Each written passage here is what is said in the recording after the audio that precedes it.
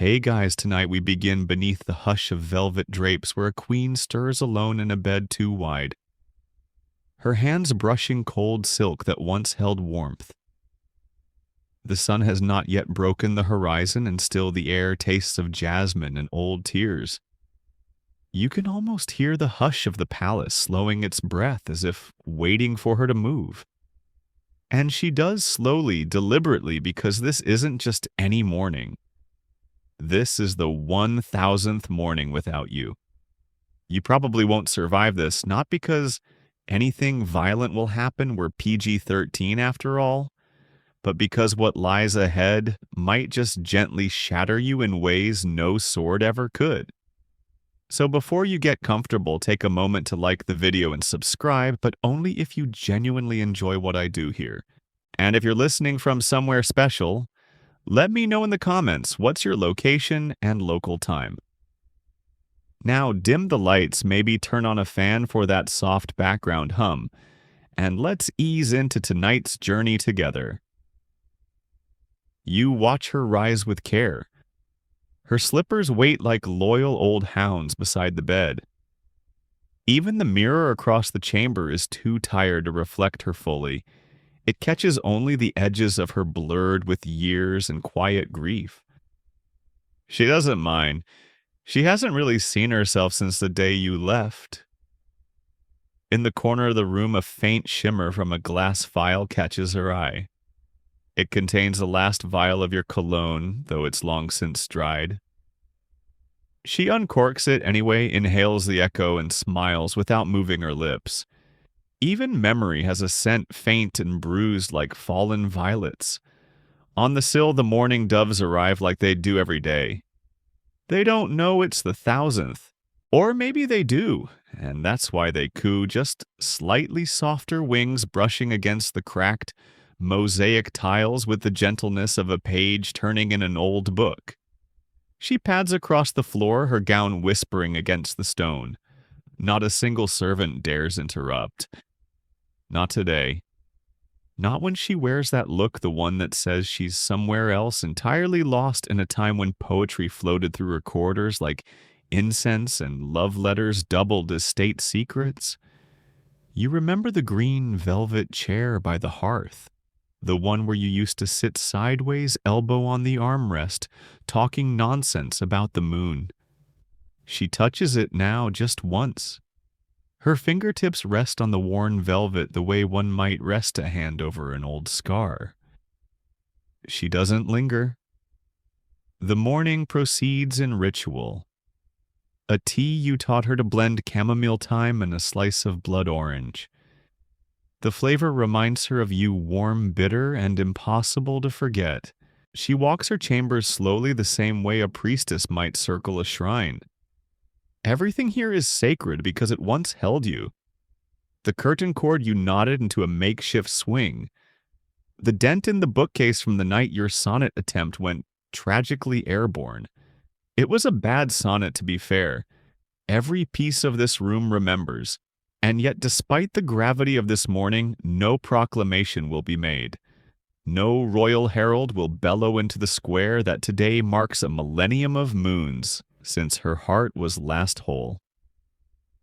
That would be far too dignified, too formal. You always hated pageantry. Instead, she opens a drawer in her writing desk. From its depths comes a slip of paper yellowed and crinkled like a pressed petal. On it, just your name. Written once, just once. As though repetition might have diluted the magic. Historians still argue whether that name was ever spoken aloud after your disappearance. Some say she whispered it into her goblet on feast nights. Others claim she wrote it on mirrors in steam.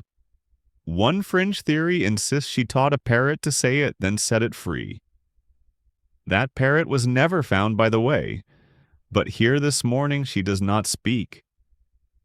She simply holds the slip, places it against her chest, and lets her pulse beat through the paper.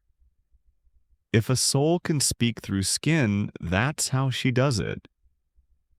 Outside, the first bell tolls, not for you, not for her, just the hour. But it stings anyway. because no matter how many mornings pass, there is still that instinct, like a muscle memory in the ribs that wants to turn towards you, to say something witty, to offer tea, to mention the dove that looks mildly offended today. But you aren't there. And she is. And this is the 1000th moon.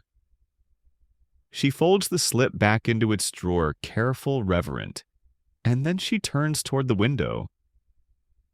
Because that is where the story always begins again, with light touching her face and shadows fleeing from her memory of you. The lockbox rests beneath her bed, hidden in a hollow carved long before her reign began.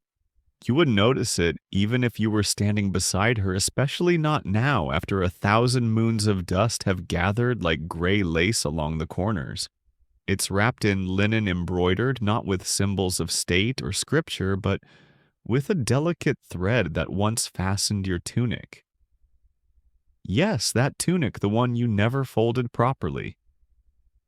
She kneels before it slowly like a girl before a shrine. Her knees crack, not loudly, but loud enough to remind her that time has been loyal to no one. Her hands still graceful, despite the tremble, undo the knot that only she knows how to tie. And when the cloth falls away, there it is, the old cedar box. Unassuming, unlabeled, locked. The key hung around her neck on a chain thinner than spider silk, tucked beneath her dress close to her heartbeat. That's where it's always been, because if she ever forgot where it was, she feared the memories might dissolve into myth. She opens it now, and inside, parchment upon parchment, rolled and bound in silken ribbons. All addressed to you, all unopened. You see, these are not your letters to her. They are hers to you.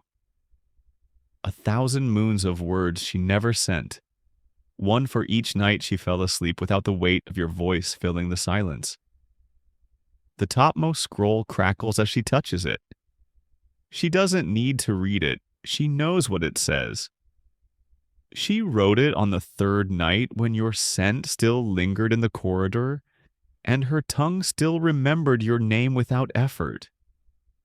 That one ends with a smudged line, not from ink, but from tears that refuse to stay behind her eyes. She lifts it to her lips, presses a quiet kiss to the fold, then places it beside her. One by one, she removes the others, 44 in all on top, each dated by moonlight and memory. Among them is the one she wrote when she learned of your exile. A banishment sealed in wax, masked as diplomacy. You were sent away for the safety of the realm, they said. Though she suspected the true reason, her laughter had echoed too brightly after one of your verses, and someone important noticed. Historians still argue whether it was the Lord Chancellor or her cousin who orchestrated your fall. Fringe theories suggest it was neither, that it was your idea all along, that you left to protect her from the storm that clung to your name, that you whispered goodbye to her hair while she slept, that you kissed her wrist and promised to return once no one remembered who you were.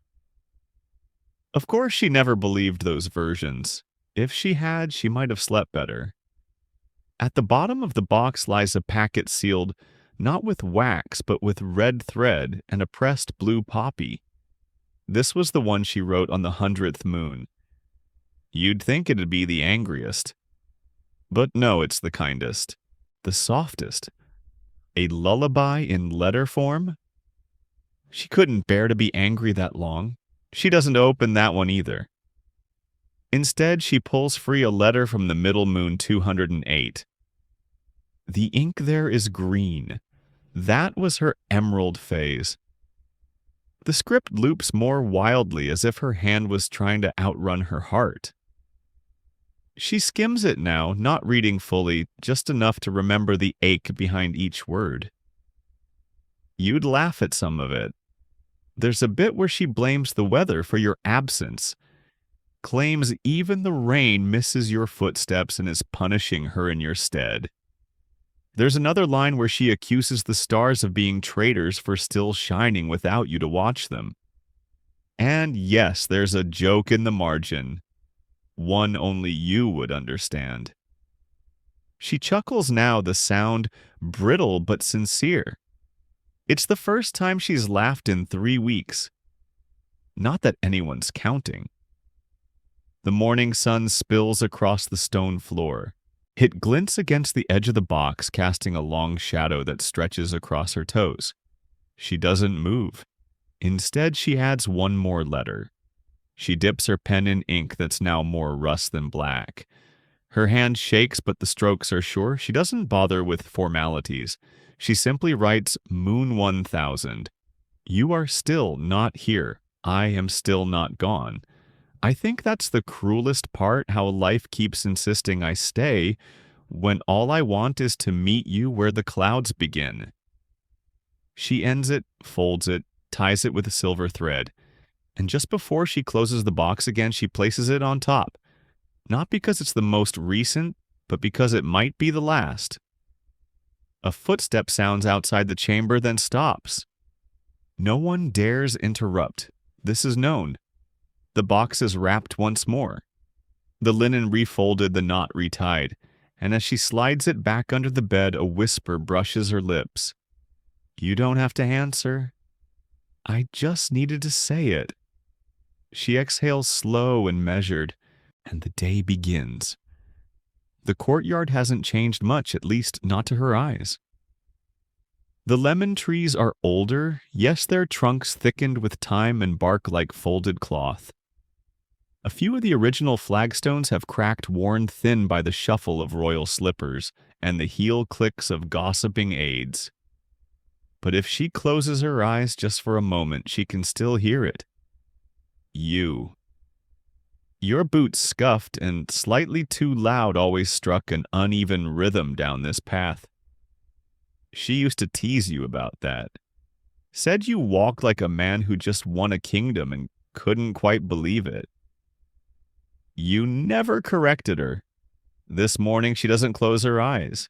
She watches instead, waiting for the ghost of your footfall to appear in the wind's sigh or the rustle of leaves. The palace guards think her strolls here are for health. The ministers think it's a habit she can't break. But the truth is simpler. She comes here because this is where your shadow lingers longest. A servant approaches with her morning report parchments. Appointments, one diplomatic headache from the Eastern Isles. She waves it away. Today is not a day for statecraft. It's a day for memory. She stops at the old fountain. It hasn't worked since the earthquake 7 years ago when the lower aqueduct fractured. They never repaired it. She never allowed them to, because this is the fountain where you once read her a verse about still water and wild geese, and afterward she'd laughed so hard she nearly fell in. Historians still argue whether you two were truly lovers or just dangerously intimate friends. The official records call you court poet and confidant. Fringe accounts claim you were a spy from a rival kingdom sent to seduce and steal secrets. One wild theory suggests you were a ghost all along, summoned by her loneliness and dismissed by jealous ministers. She knows the truth, of course, or at least her truth you were the only person who looked at her and didn't see a crown. She sits now on the fountain's edge. The stone is cold, but she doesn't mind. The morning sun warms her shoulders through her cloak. A bee lands on her wrist and rests there as if offering condolences. She smiles at it. You carved your initials here once, remember? Just beneath the mossy rim. It was an act of rebellion, small, stupid, and perfectly you. The queen's courtyard defaced by her favorite poet.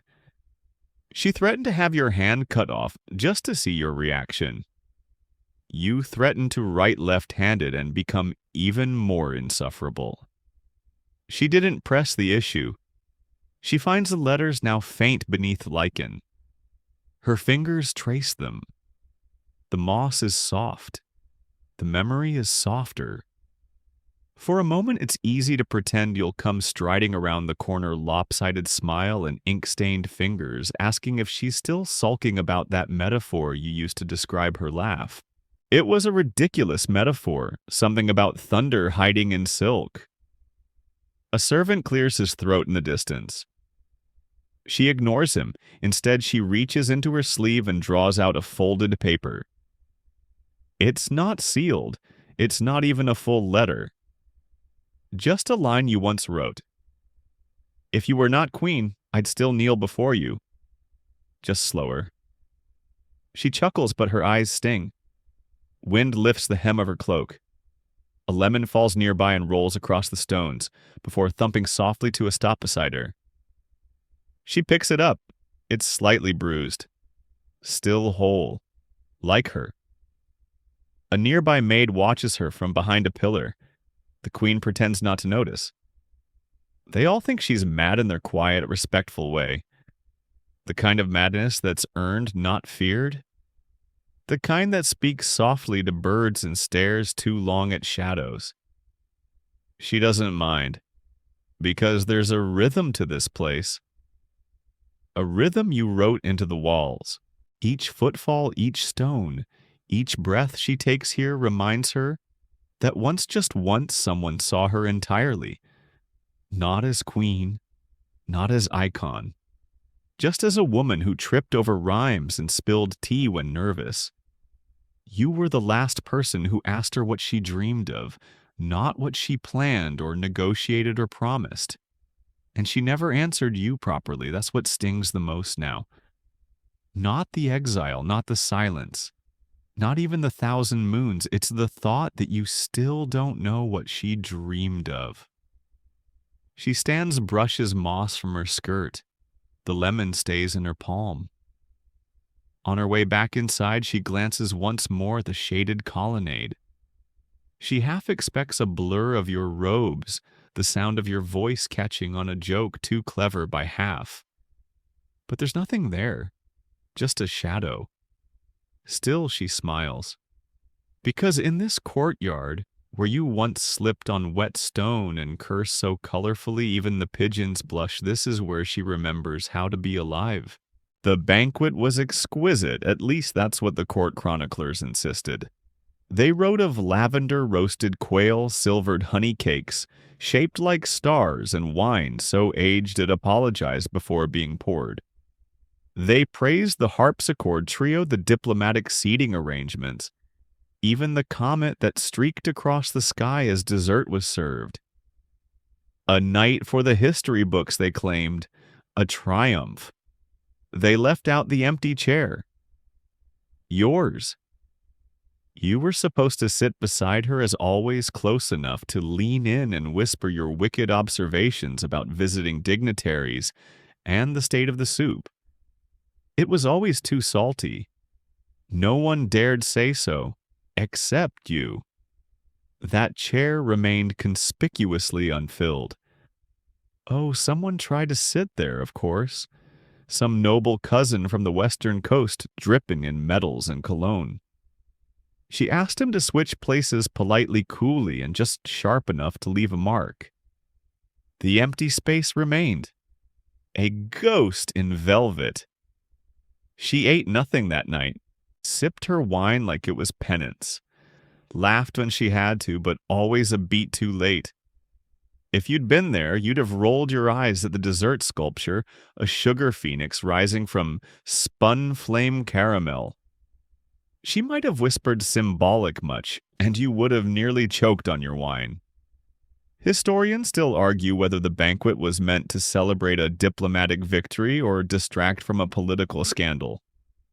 The fringe theorists claim it was a veiled engagement announcement designed to soften the blow of her pending marriage. But you, had you been present, would have known better. You always did. The wine was sour that night, the kind that stains your mouth and your memory. She pretended not to notice, but every sip tasted like regret. Halfway through the feast, a bard stood to perform a new ballad, commissioned, of course, by the treasury, and scrubbed by the censors. It was called The Queen's Triumph Under Comet's Glow. The rhyme scheme limped, the metaphors flailed, and the Queen. She smiled with such practiced grace that the chandelier wept wax in sympathy. You weren't mentioned, not even in the subtext, but in the second verse a single line cracked through. And though her skies are empty still, her fire flies true. That's when she looked up. That's when her spoon stilled midair. And for the briefest second her mask faltered. You would have noticed, you always noticed. She excused herself shortly after citing a headache. No one dared follow.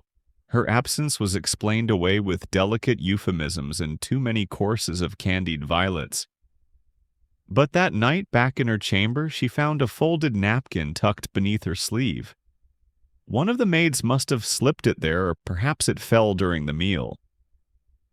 On it, written in looping ink, far too elegant to be anyone official's, was a short verse if the stars applaud. It's only because they miss your silences. She stared at it for hours. The next morning she demanded every servant who attended the banquet be questioned, not punished, just questioned. Of course no one confessed. You were already gone by then, far gone, unreachable. Still, she kept the napkin. It's in the box now, folded between the scrolls like a pressed petal.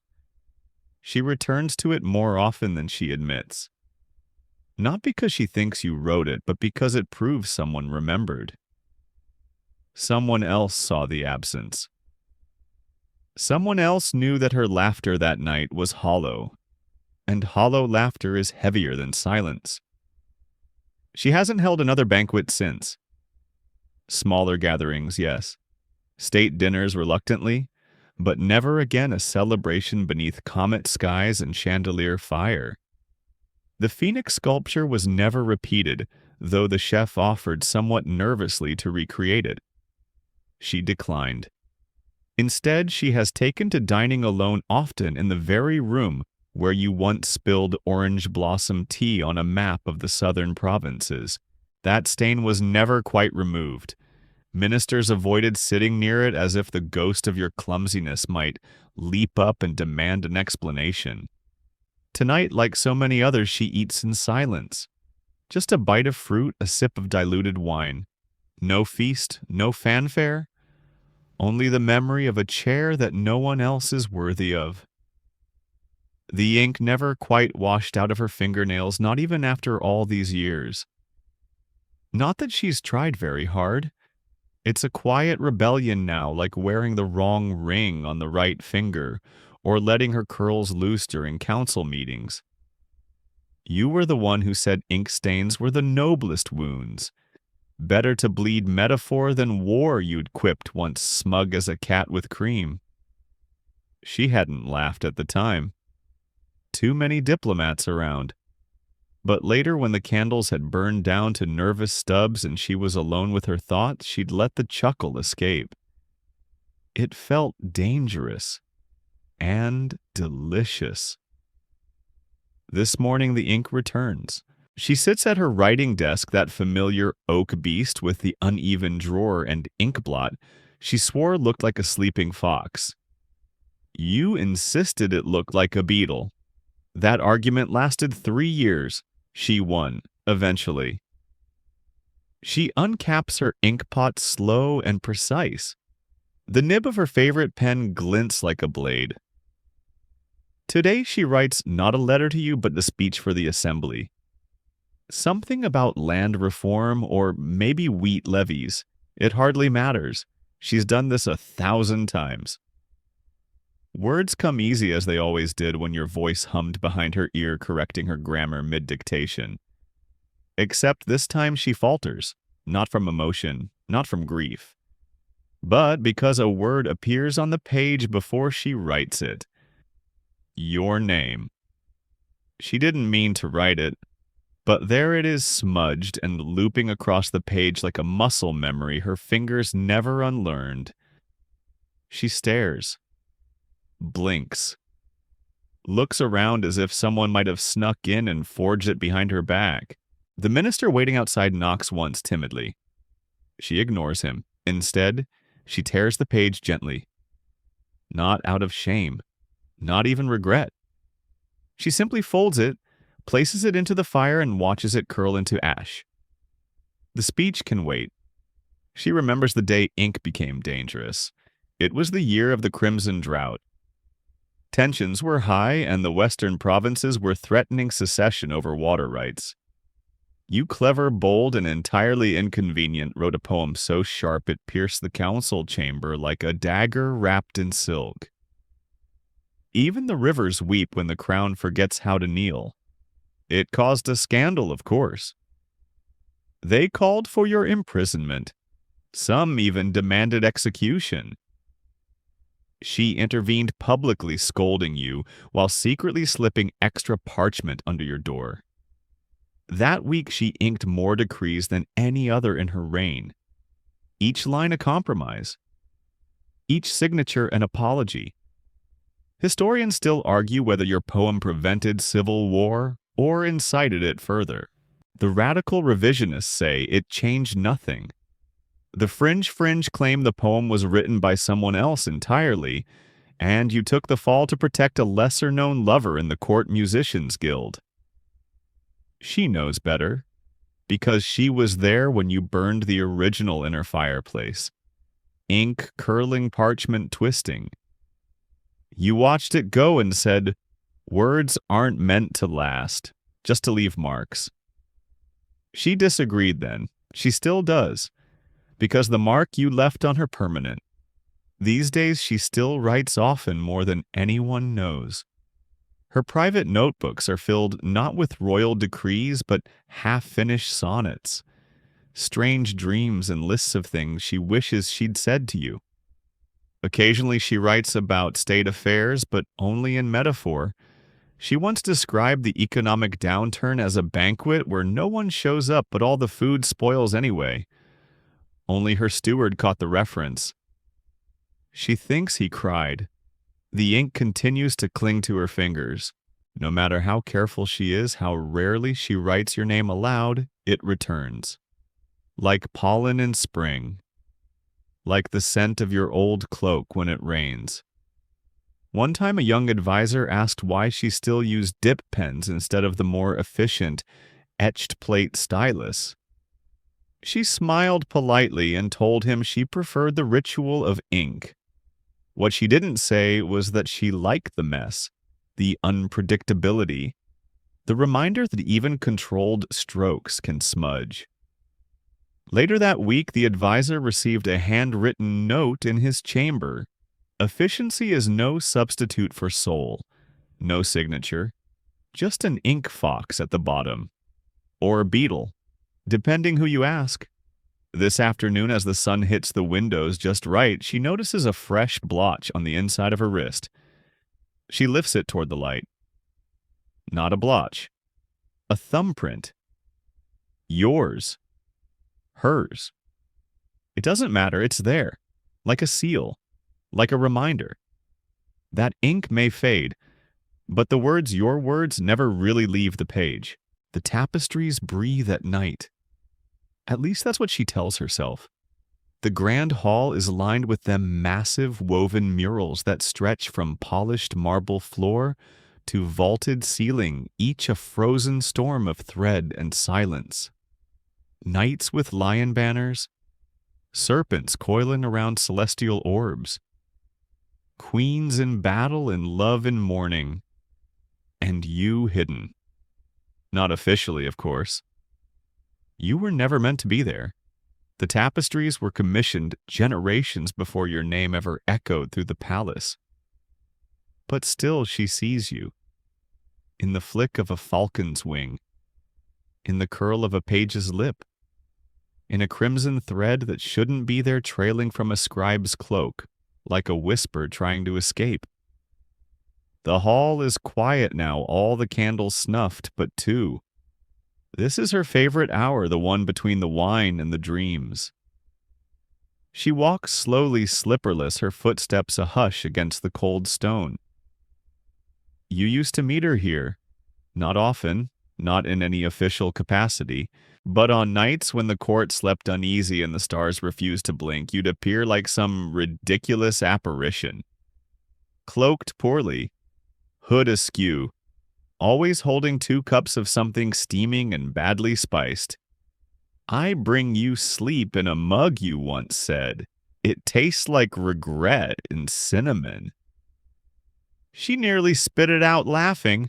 It was mostly cloves and whatever cheap wine the servants pretended was medicinal. You claimed it was your grandmother's recipe. She suspected it was improvised.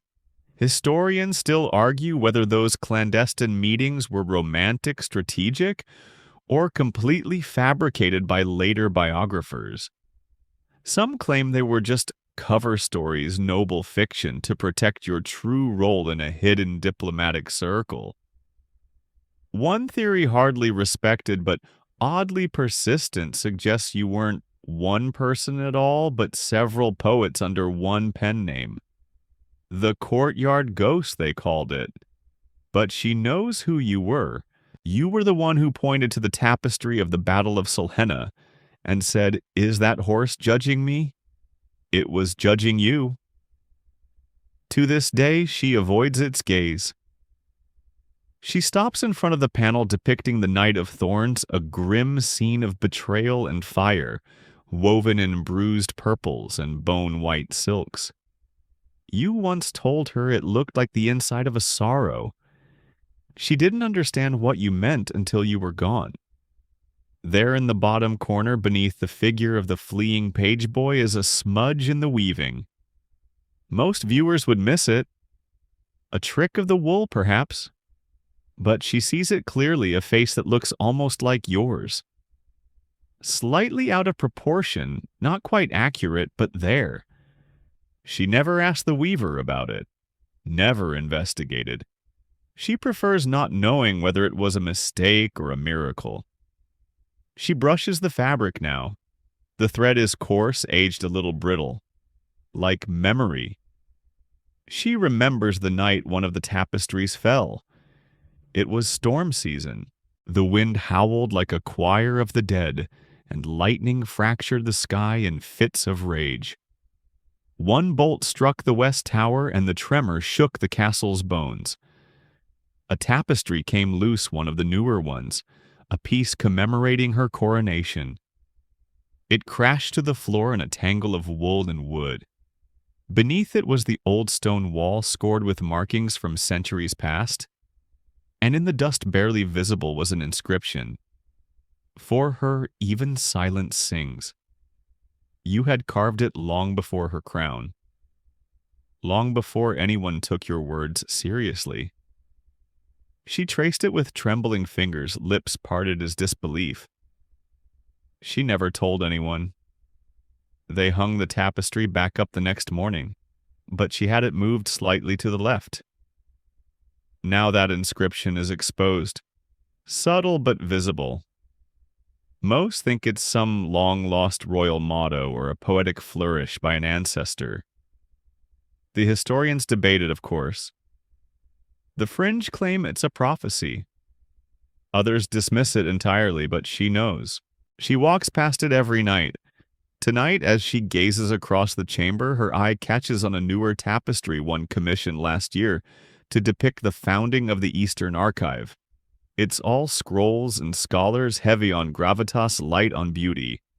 But someone somewhere wove a tiny figure at the edge of the scene. Not a scribe, not a soldier. Just a man holding a book with a smirk that doesn't belong in any official record. She smiles. It's spreading. Quietly, stubbornly, like you always did. Your memory sewn into the palace with thread and hush. She turns to leave, trailing her fingers across the edge of the cloth. The candlelight flickers behind her, casting long shadows that stretch like whispers across the stone. And as she disappears down the corridor, the tapestry rustles. Just slightly. As if breathing. It was the second moon after your exile when the scribe betrayed you. He had been unremarkable until then, just another man with neat handwriting and forgettable eyes. He copied treaties, logged inventories, and once transcribed a love letter from the Duchess of Fen to her pet falcon. He was thorough, if not inspired, but then you vanished. And suddenly he found your old notes. Not the real ones, of course, those were hidden or burned or smuggled away by hands loyal only to her. No, these were scraps, half-drafts, things you'd written on the backs of royal menus and crumpled under your heel. Things you dismissed, but to him gold. He began passing them off as his own. At first it was subtle. A couplet here, a clever turn of phrase there. He released them slowly as if worried your ghost might object. But the court, hungry for wit, starving for the cadence that used to dance in the halls, latched on. They missed you, even the ones who claimed otherwise. So when the scribe's verses began to surface cloaked in new ink but steeped in your rhythm, people believed. Or maybe they wanted to believe, because believing meant you weren't truly gone. The queen, of course, noticed immediately. She didn't say anything. Not at first. But on the 12th night of the spring session, a public reading was held in the great library. The scribe stood with shaking hands unfolding a parchment far too crisp and began, "The moon regrets the absence of your shadow." The room froze. She was there seated in the upper alcove beside the minister of salt. No one dared look up, but everyone felt the weight of her silence. Because those were your words, written 3 winters ago after a snowstorm kept you from her door. She remembered the original scribbled on her glove when you had nothing else to write on. She still had it hidden in the lining of her winter cloak. The reading continued.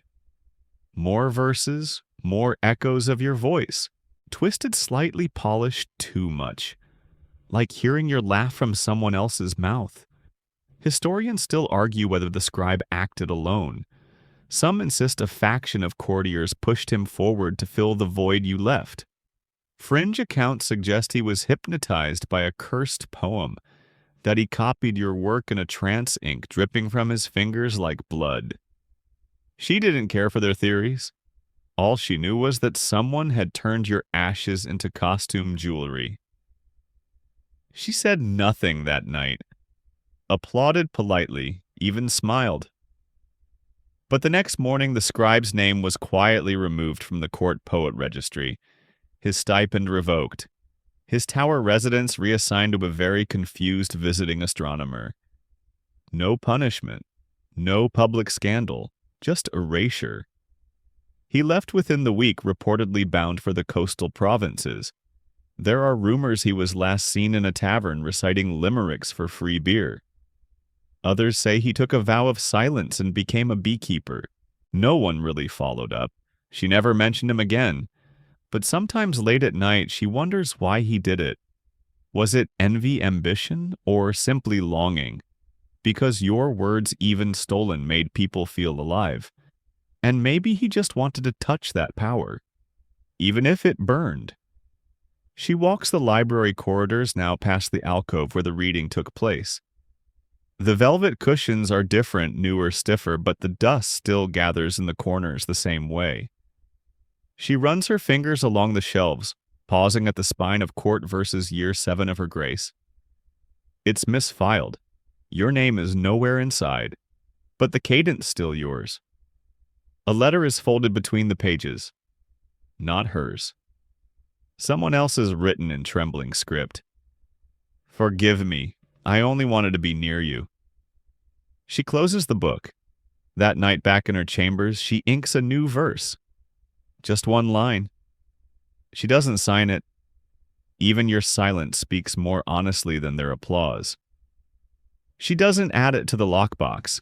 Instead, she slips it into the pocket of her robe and wears it like a secret. Because while others may try to mimic your voice, only she remembers the sound of it when it broke. By the 10th moon, the palace had drowned in roses. They arrived without warning.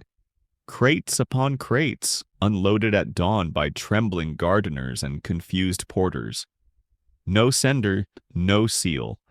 Just wave after wave of petals, white, red, yellow, pink, and a single box of deep blue that shouldn't exist in nature, and yet did, trembling like lost thunderclouds against the marble. She stepped into the courtyard that morning and stopped. The petals reached her ankles, a soft flood. The lemon trees, once crisp with green and gold, now bowed under the weight of roses tucked into every branch and knothole. Fountains were filled, vases overflowed, and even the bronze lion statue bore a mane of floral defiance. The palace panicked. Courtiers whispered of rebellion in floral disguise. Ministers argued that it was an attack, a distraction, a coded message, a veiled threat. The captain of the guard ordered every stem inspected for poison. 3 soldiers fainted from the scent before breakfast. But she only stood there, letting the soft crush of petals remind her what it was like to feel overwhelmed by beauty and confusion in equal measure. Because this was not tribute. This was protest. Your absence had gone unspoken for too long. The kingdom, your kingdom too, though your name had been excised from maps and minds, refused to forget you quietly. And so someone or many someones sent roses, not just as a gesture of grief, as a demand. Bring him back. Historians still argue whether the rose flood, as it came to be known, was orchestrated by a disgraced noblewoman who once recited your verses in the amphitheater, or by a guild of anonymous letter copyists who called themselves the Red Quills. The more outrageous theory that it was magic, that every rose was a memory plucked from the minds of those who'd heard your poetry given form by longing and watered with sleeplessness. She didn't bother trying to trace the source. It didn't matter. What mattered was the message.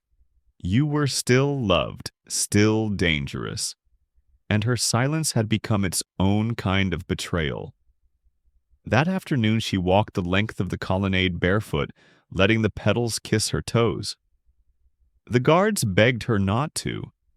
Ministers clucked.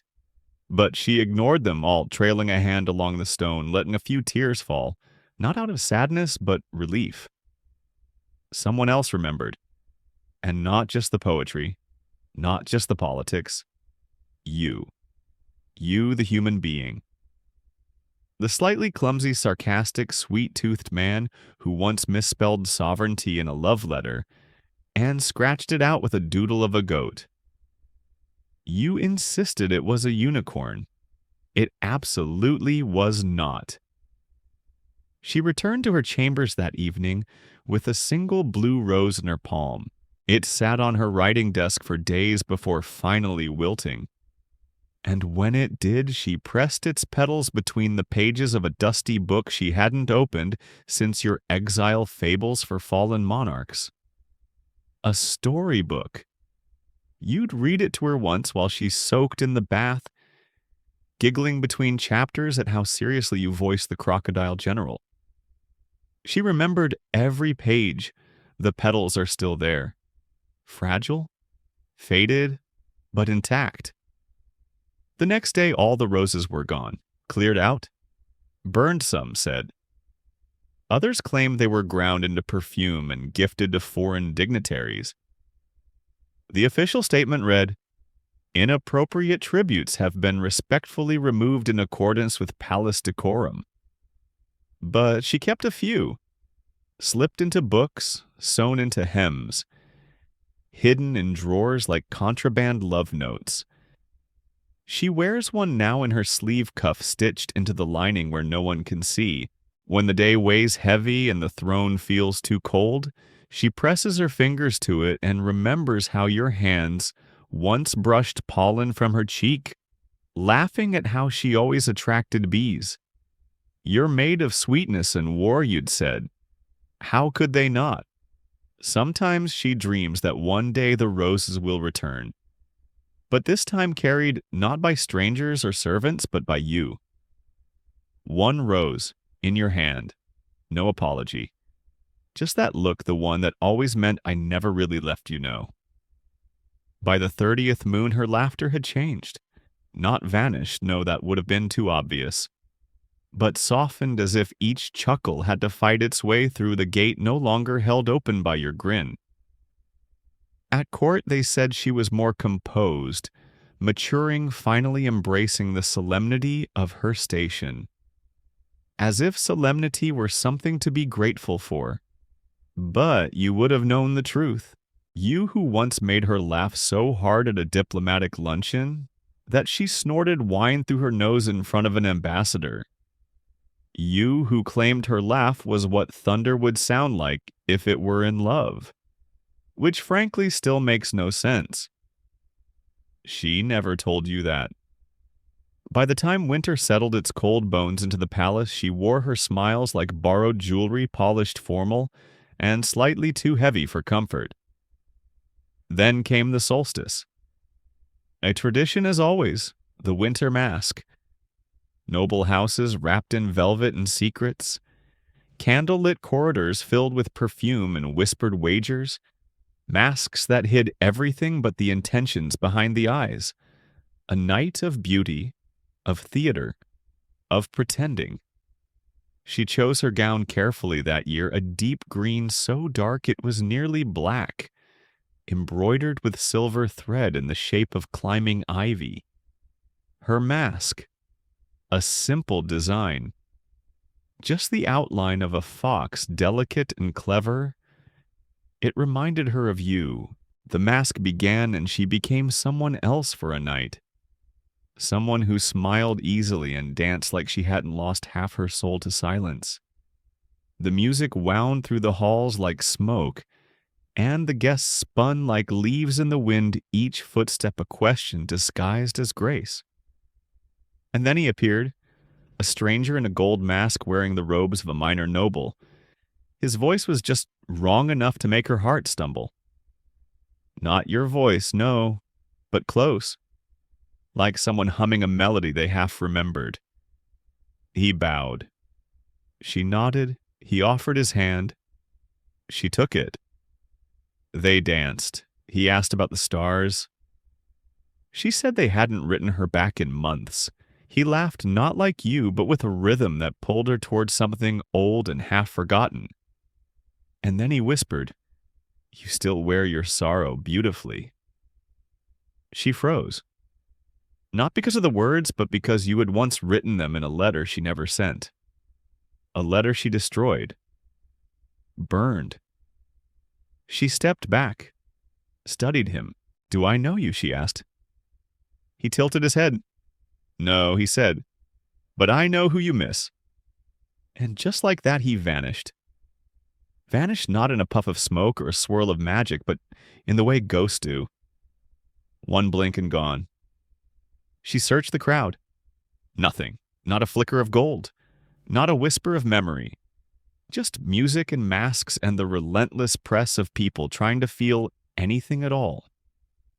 Historians still argue whether that moment marked the first time she believed in omens.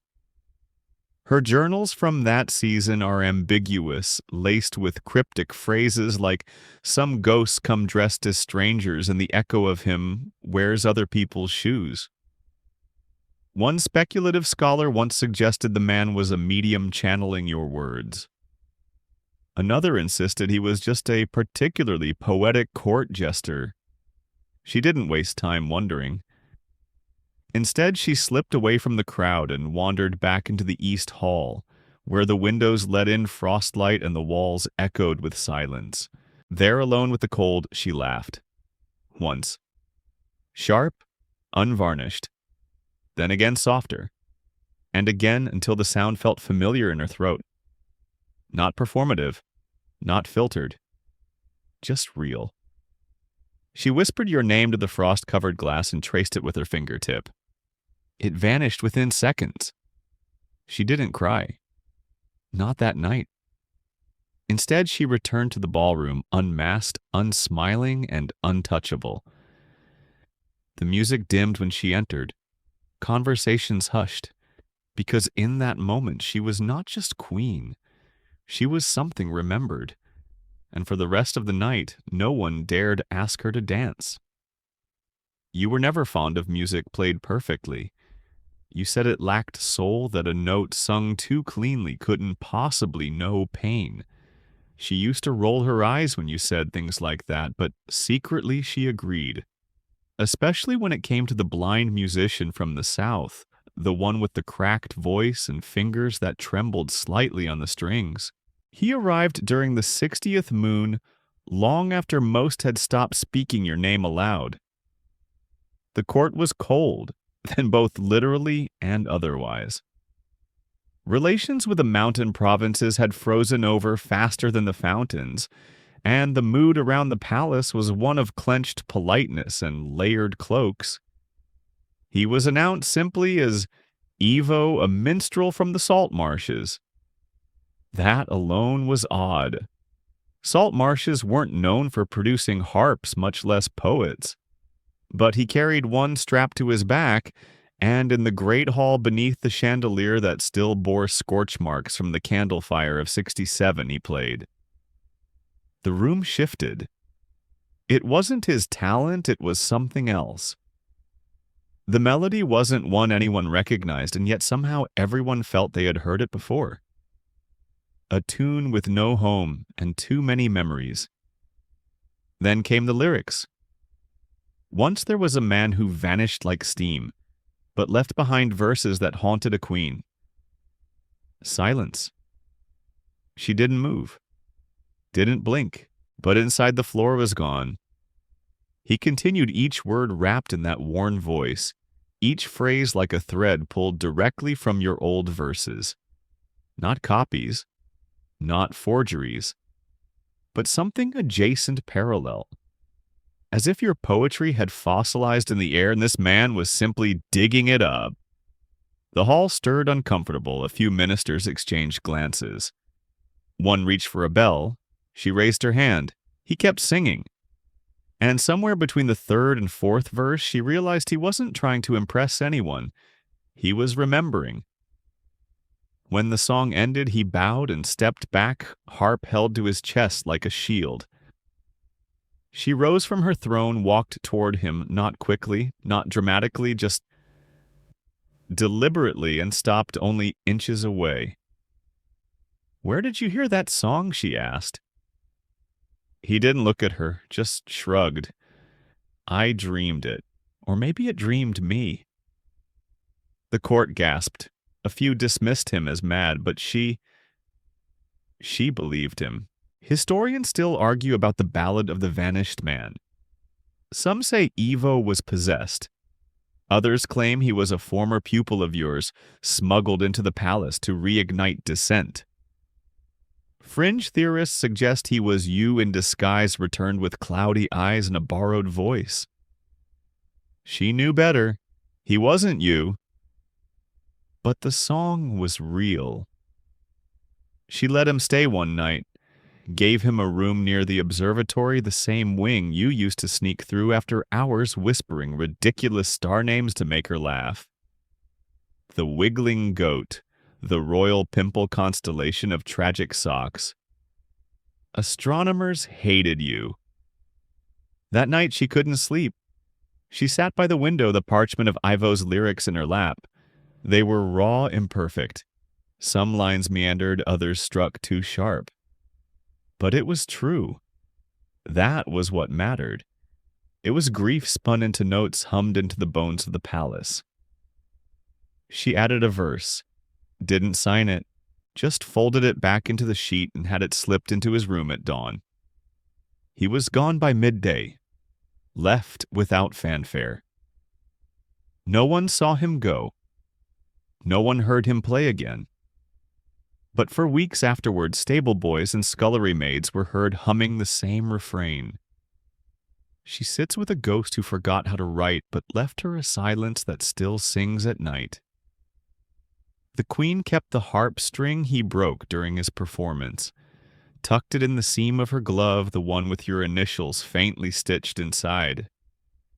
Sometimes when no one is watching, she presses it to her lips, not as a kiss, but as a question. Would you have sung to her if you'd stayed? She likes to think you would have.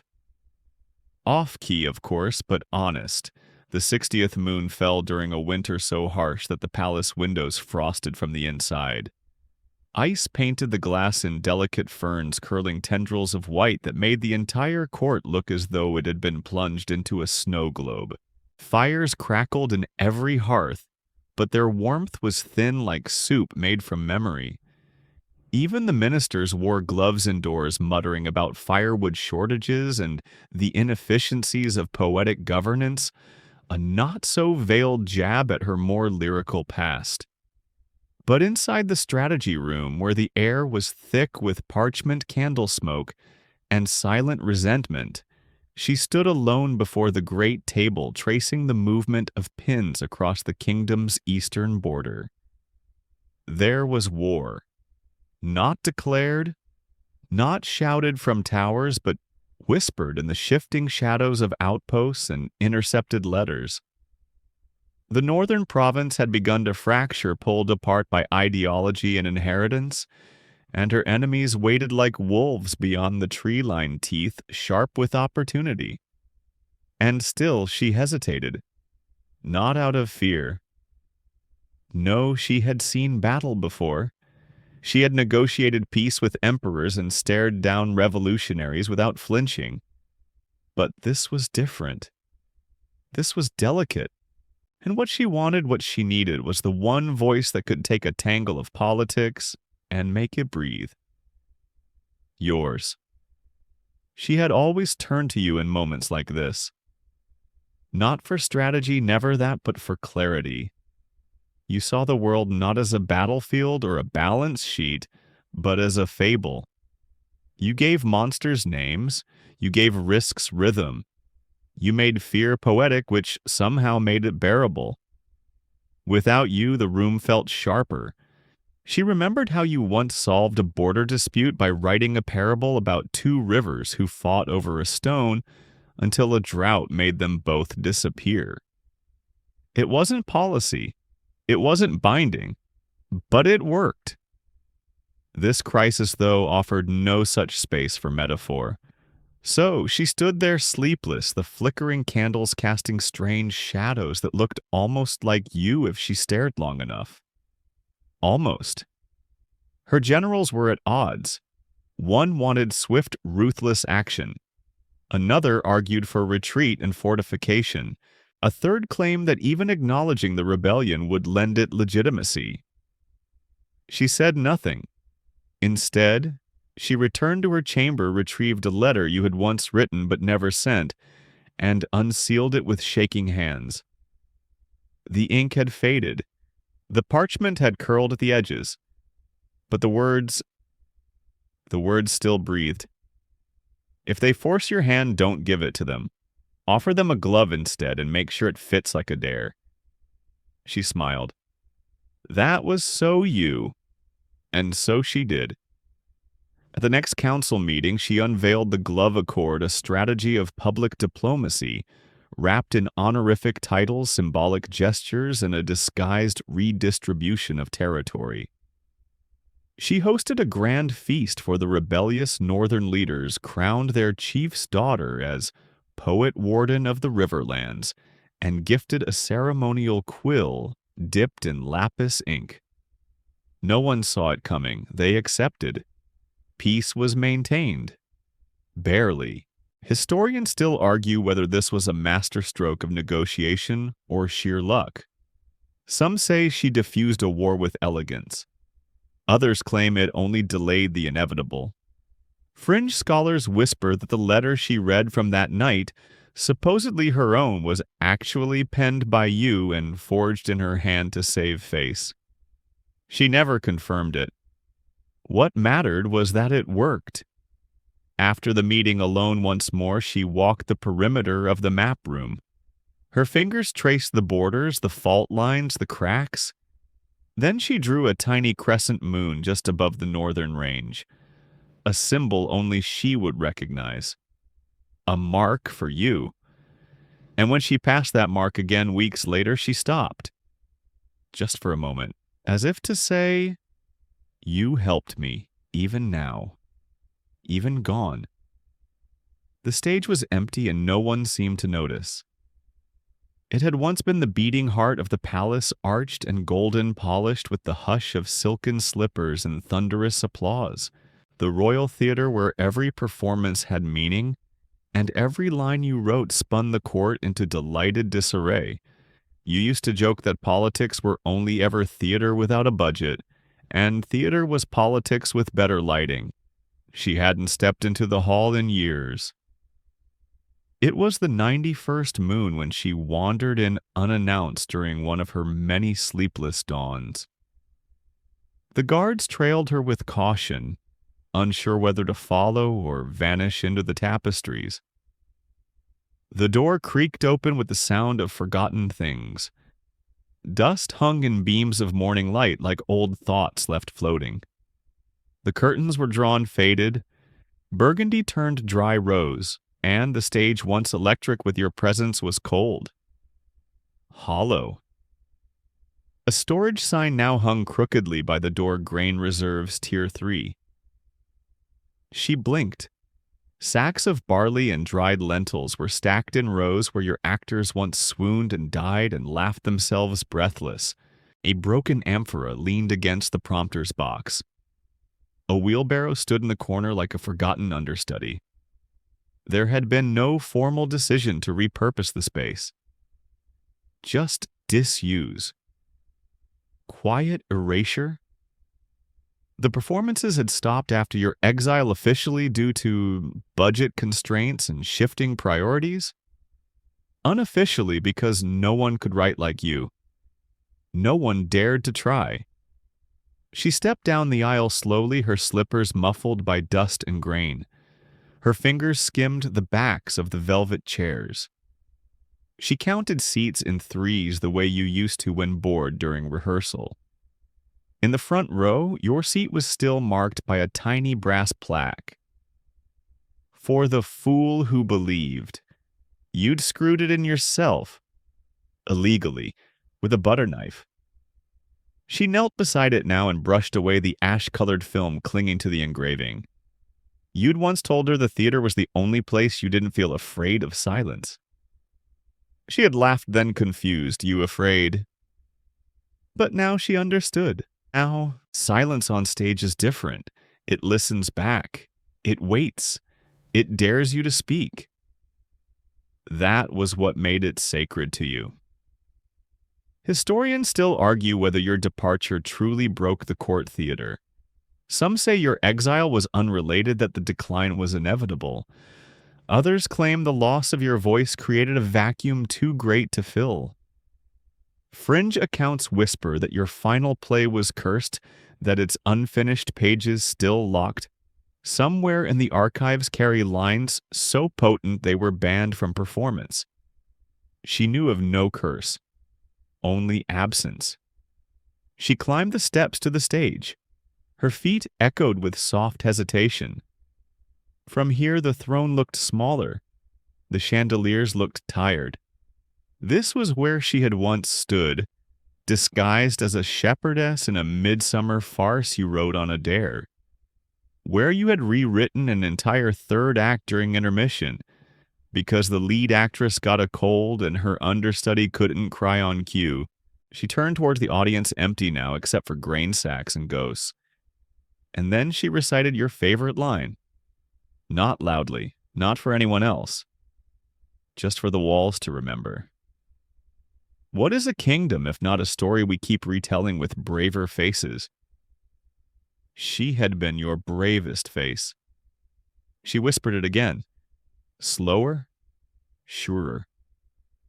And somewhere in the rafters a piece of scenery creaked as if shifting in its sleep.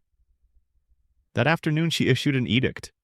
The theater would remain a storage room, no plays, no performances. But she ordered that a single light be kept burning on stage, just one at all times. a candle for the lines unsaid, and for the playwright who never got to write his final curtain. The 100th moon arrived with thunder.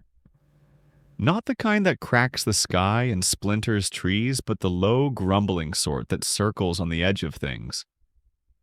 The kind you feel in your ribs before you hear it in your ears. That night the queen lit no candles. She needed only one flame, the oracle's. The chamber was hidden beneath the western wing carved from stone that hummed with cold. Few knew of its existence. Fewer still were permitted entry, but she had been coming here once every dozen moons like a pilgrim, seeking something softer than truth. Something only half true. Something she could believe in without breaking. The oracle waited without ceremony. Old genderless cloaked in silks that smelled of sage and old paper. Their eyes were clouded but not unseeing. They spoke rarely and only in questions. Tonight there was no need to ask anything. They already knew. "You've come because the dreams have changed," the oracle said. She said nothing. "You no longer see him." The queen nodded once. That was the truth. For months now your visits had ceased. No more dreams of you reading riddles to horses or appearing behind her reflection brushing her braid aside with ink-stained fingers. No more imagined conversations about state policy disguised as poetry critiques. Just silence. Even in sleep you were gone. The oracles stirred their coals. A low flame crackled up like breath. They reached into a pouch, scattering bone chips and crushed lavender onto the fire. The smoke rose in spirals slow and serpentine. "You fear you've forgotten his voice." She blinked. Yes, historians still argue whether the queen's relationship with the oracle was political, spiritual, or performative. The court dismissed such rituals as ceremonial distractions. Fringe scholars believe the oracle was a remnant of the old god's one who'd survived purges and politics by refusing to speak plainly. Some went so far as to claim the oracle was your parent, hidden in plain sight. She never answered their letters. The oracle gestured toward the fire. "Then listen." She leaned in. The flames whispered. Not in words, not really, but in rhythm. Cadence, a breath pattern only she would recognize. "You." The voice wasn't perfect. It wavered too hollow at the ends, but it was there. For a moment, enough to sting. And then it was gone. She inhaled sharply. "I thought—" She began, then stopped. The oracle offered no comfort, only questions. "Would you let go if you could?" She didn't answer. The fire popped. "You still keep the box?" Her silence was a confession, and the letter on Moon 300. Still tucked beneath her pillow, the oracle closed their eyes, tilting their head as if listening to something far away. "His soul lingers," they murmured. "But not where you think." A chill ran through her. Not fear, not quite. More like the feeling of standing in a room you thought was empty and hearing your name from the dark. What does that mean? But the oracle only smiled, toothless and calm. "It means the story isn't finished, yours or his." She left with ash on her cuffs and smoke in her lungs. Outside the rain had begun. No guards spoke as she passed. Her cloak glistened with water and memory. She walked back to her chamber in silence, her steps softer now, as if afraid to wake something sleeping in the stone.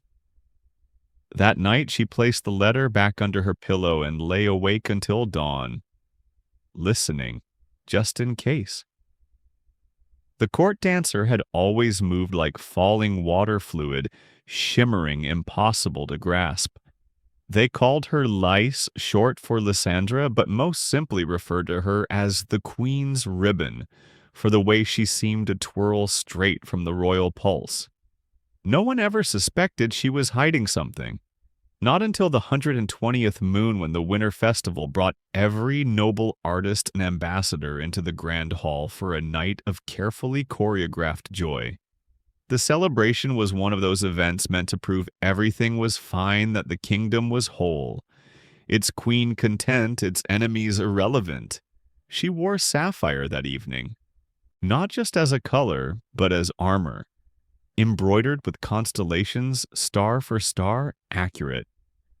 You would have adored it, mocked it lovingly for its extravagance, then pointed out the missing nebula near her shoulder just to fluster her. The performance began at midnight. Les took the floor in silence.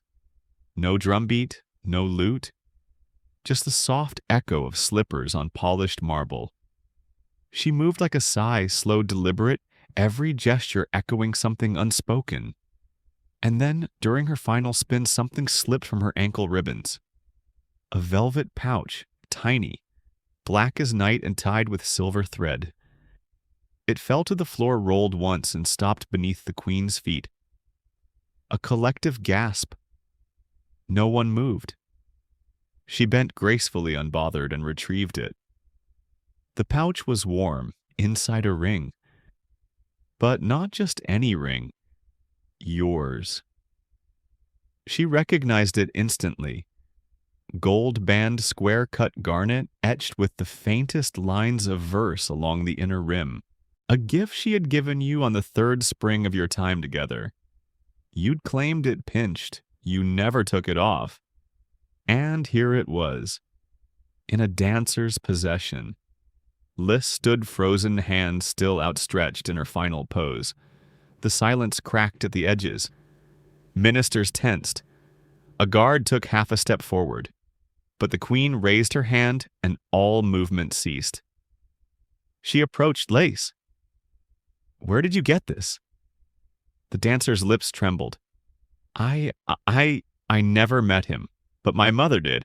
She said he gave it to her when he left, told her to keep it safe, that someone would come looking. She said it with fear and truth. Historians still argue over Lisa's lineage. Some claimed she was a nobleman's bastard daughter.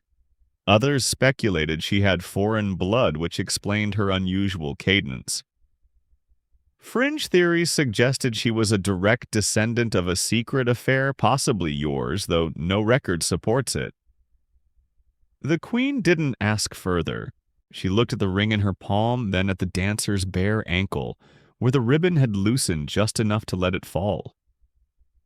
It wasn't sabotage. It wasn't performance. It was time. That night, Lise was not punished. She was gifted a chamber closer to the queen's wing. Quietly. Without explanation. Some thought it a reward. Others a silencing. Lys herself never spoke of it again. But from then on, her dances changed. They slowed, deepened, became stories of rain and waiting, of letters unsent and windows open to the stars. Every movement hummed with a new sorrow. The queen kept the ring. She didn't wear it. Not exactly.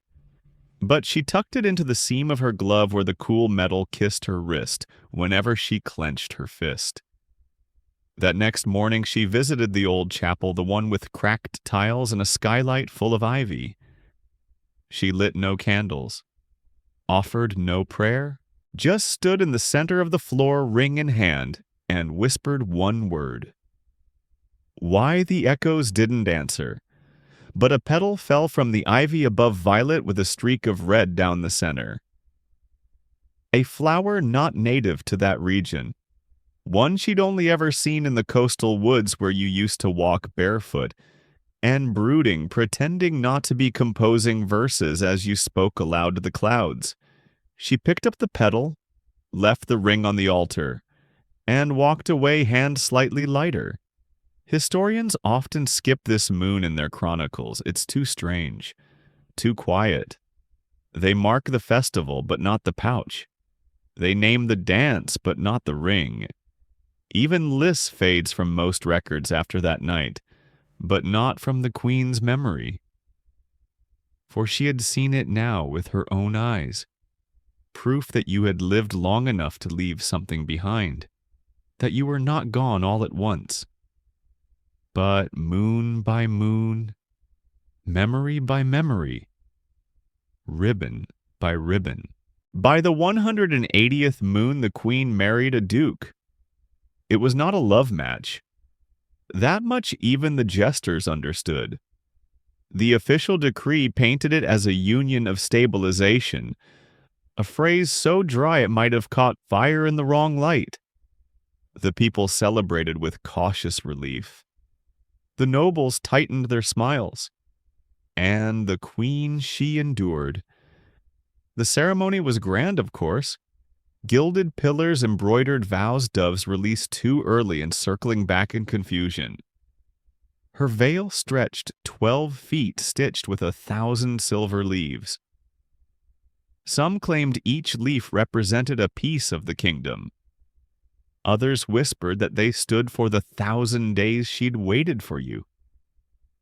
Neither theory was quite right. The leaves weren't symbolic. They were just heavy. The Duke was not cruel, nor unkind, merely present. He spoke in polished phrases, laughed with appropriate timing, and never once asked her what she dreamt of. His hands were steady, his gaze respectful. He never reached for her too quickly, never raised his voice, never made her feel like anything more or less than a political solution. She appreciated the clarity of it. On their wedding night, he knocked before entering, removed his boots by the fire, sat in the chair across the room, and said gently, "I know where your heart lies." She blinked. "It's not my business," he added.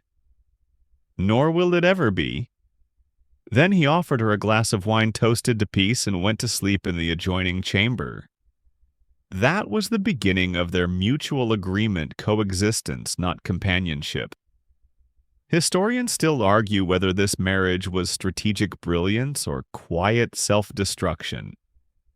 Some suggest it cemented the queen's legacy, giving her enough power to navigate a male-dominated court. Others believe it was the final nail in the coffin of her private life. Fringe theories propose the Duke was a long-lost cousin of yours chosen deliberately to haunt her with resemblance. He wasn't, but he did wear his hair the same way you once had tied back with the silver clasp.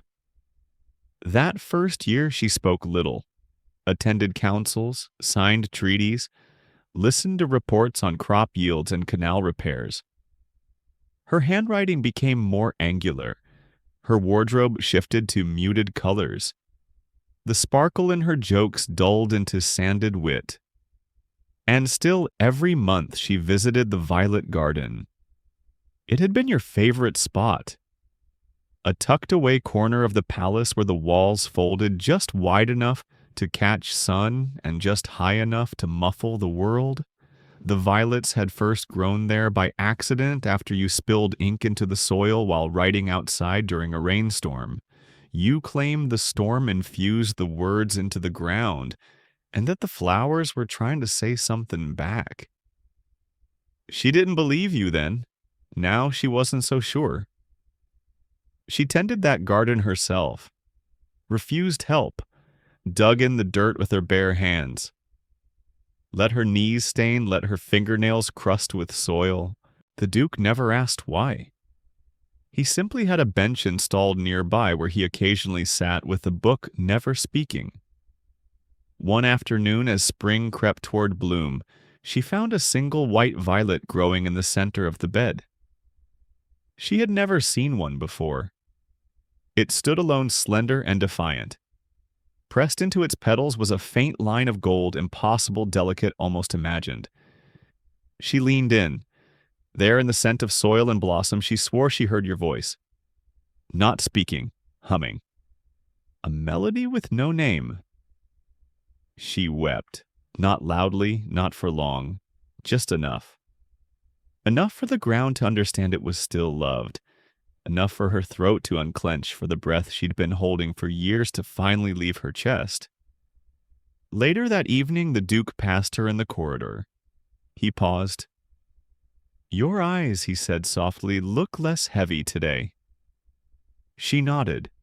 No smile, no explanation, just the quiet acknowledgement of someone who knew that grief doesn't always roar. Sometimes it just gardens. It was somewhere around the 250th moon when she began planting lies. Not the venomous kind, no serpents in the court, no scandals in the shadows. No, these were softer, subtle, blossoming in the royal gardens alongside lavender and sage. Lies that smelled sweet and healed nothing but gave her something to do with her hands. She called them her ghost herbs. Each plant represented a memory she wanted others to forget. Or perhaps one she feared forgetting herself. By day, the garden was a political showcase, carefully manicured paths, rare foreign blooms gifted by ambassadors' palace guides trained to chirp about symbolic arrangements. But behind the western wall, past the old sundial with the crack down its center, was her private quarter-acre of unsanctioned truth. She called it the Garden of Whispers. It started with a row of mint, the ordinary kind, planted in a line as straight as a ruled page. But one night, under a waning moon, she dropped a folded letter into the soil. Unsent, as always. Folded twice, then once more sealed with a sprig of rosemary. She buried it beneath the first plant. The next morning, the mint smelled off, sharper, sadder. So she planted another. Soon each herb patch held something, a phrase she regretted, a dream she'd abandoned, a version of you that only existed in moonlight. The lavender held the memory of your last smile. The thyme held the joke you never finished. The basil was for the night she imagined your footsteps returning. Historians never knew of this place. They wrote of her diplomatic reforms, her foreign policy victories, her economic resilience. But not of the kneeling queen with dirt under her nails, whispering apologies into flower beds like prayers. Fringe scholars speculate the existence of a secret diary encoded in botanical placement. They search aerial sketches of the grounds for patterns more sigils buried script. Some even believe the garden was an attempted spell, designed to conjure you back from wherever time had hidden you. But the queen never cast spells. She only buried them. One evening during the first rain of spring, she knelt by the rue and let her tears fall onto the leaves. Not many, just enough. The scent rose like morning warmed by sun. Behind her the wind carried a voice, faint, familiar. She turned startled, but there was nothing. Only a fox, its fur dark with rain, sitting silently at the edge of the hedge, watching her. Foxes were your favorite. You once told her they were nature's poets, clever unseen, always half in shadow.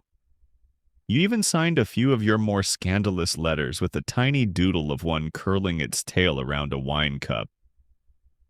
The fox didn't run. It blinked once, then vanished. She sat there a while longer, hands in her lap, letting the rain do what it does best, erase everything except the weight of being.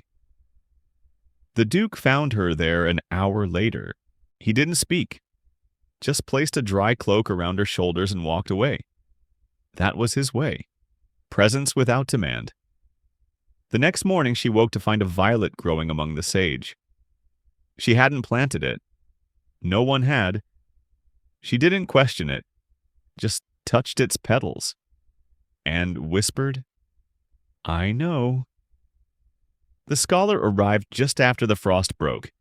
He was unremarkable in most ways, tallish, cloaked in dust with spectacles that always seemed on the verge of slipping down his nose.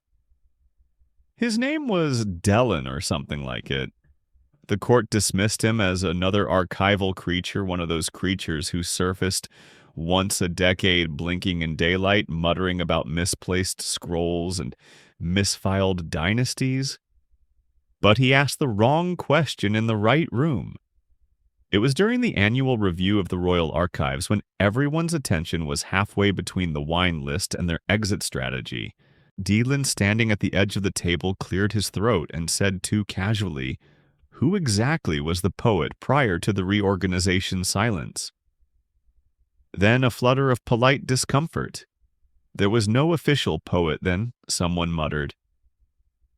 "Odd," said Dellin, pushing his spectacles up, "because I found 500 pages of state-verified verse written in the margins of treaties during that period. All in the same hand, all unsigned." The queen seated at the head of the table blinked once. "Was there a particular reason you were reading the margins of treaties?" she asked. The room chuckled. Dellin didn't. They were the only parts that told the truth. The laughter died. She dismissed the meeting moments later, but asked Dellin to stay. In her study, with only the fire and a single candle burning low, she poured him tea and listened to him recount what he had found: ribbons of verse hidden in footnotes, poetic rebuttals veiled in diplomatic phrasing, entire subtexts running parallel to policy. He laid out pages of rubbed parchment and transcribed fragments. "She recognized your voice in every line." One fragment chilled her. "To erase a man, you must also erase the echo. But the echo clings. It always clings." Dellin sat back waiting, expectant, eager, perhaps even hoping for scandal. She simply nodded. "You may keep reading," she said, "but not publishing. Even if I find the name, especially then." Historians still argue whether Dellin ever uncovered the truth. His later papers were maddeningly vague, brimming with footnotes, cross-references, and poetic language that seemed to loop back on itself. He never named you, not once. But one volume, Verses Beneath Governance, ends with a cryptic final line the queen remembers.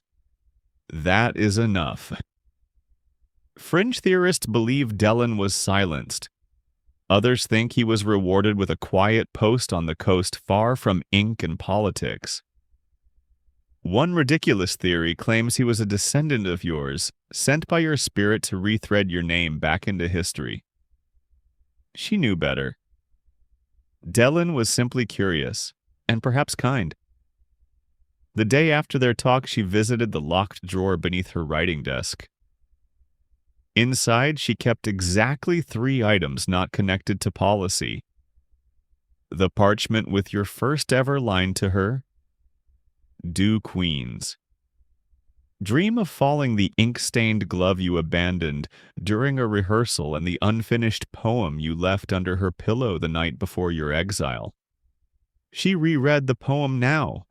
It ended mid-sentence. Not from fear, but because you knew she'd finish it herself.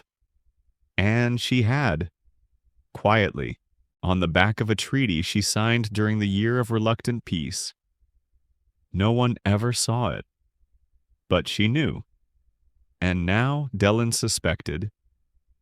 That night she walked the garden again.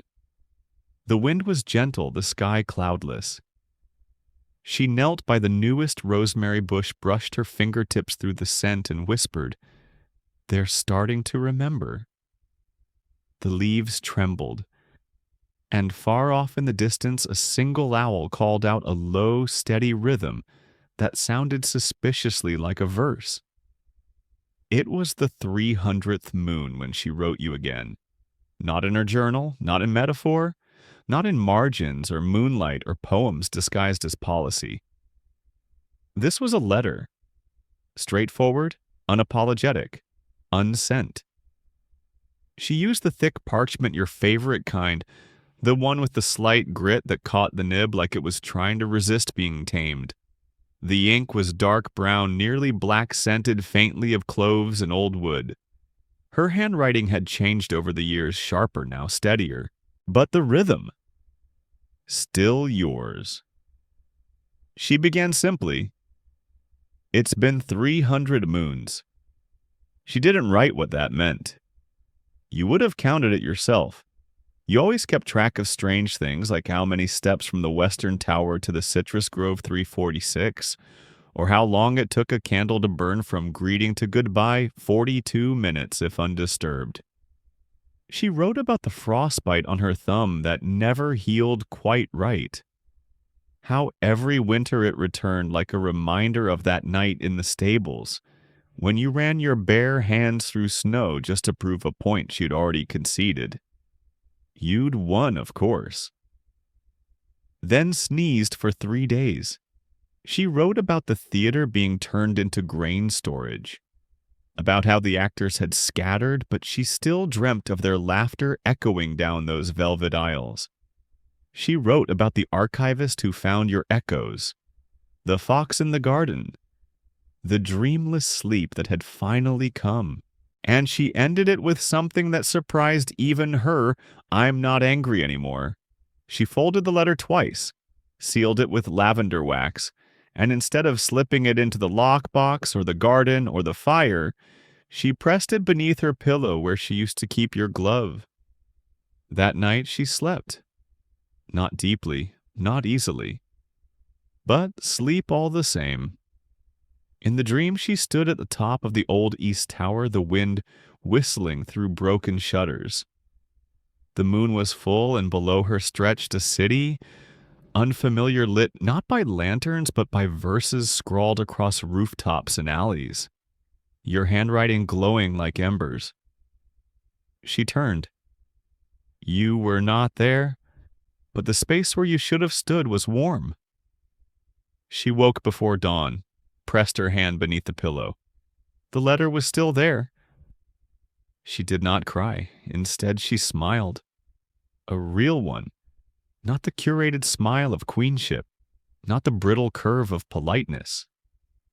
A true flickering thing that rose unbidden and left her face soft. Historians never knew of this letter. It was not archived, not copied, not encoded in garden beds or whispered to the oracle. It never left the palace walls, but it stayed with her. Always. And from that moon forward, something in her changed. She began to speak your name again, not aloud, but inwardly in the silent hum that moves beneath breath. She stopped flinching at certain words. She laughed more still, rarely, still carefully, but more. And once when a young court singer performed a new ballad in the Rose Gallery, she clapped before anyone else. The song was about a ghost who wrote letters to the moon. She clapped again when it ended.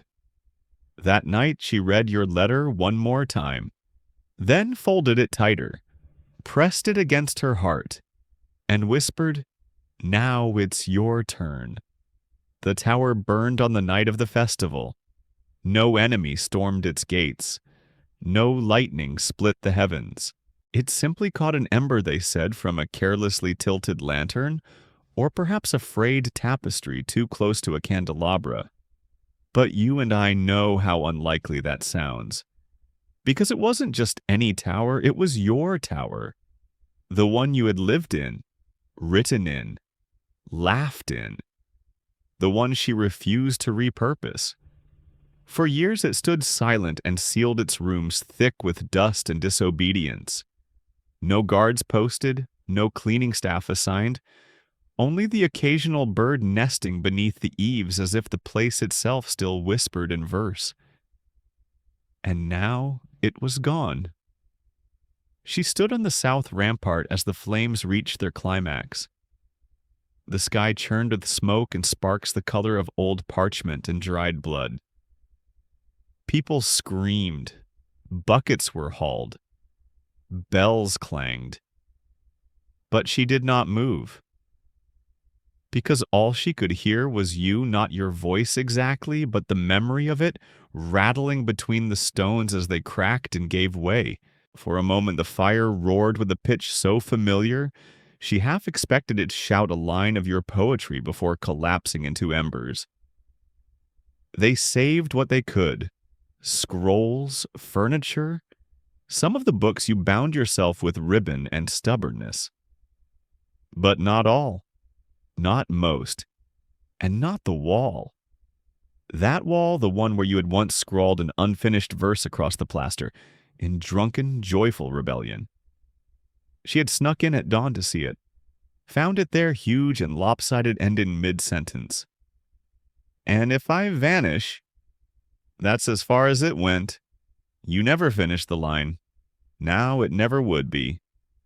She didn't speak for a day after, not out of sorrow, not entirely, but out of reverence, as if speaking might dishonor what had been taken. Historians still argue about the fire. Officially, it was ruled an accident, a tragic loss. But there were whispers, always whispers. Some believed it was set deliberately by factions that still feared the potency of your memory. Others said the fire was conjured by the tower itself, unwilling to remain empty any longer. The boldest fringe theorists called it your final poem, written not in ink but in flame. She neither confirmed nor denied. Instead, she returned to the site once the ashes cooled. They tried to keep her out, of course, offering reports, sketches, condolences.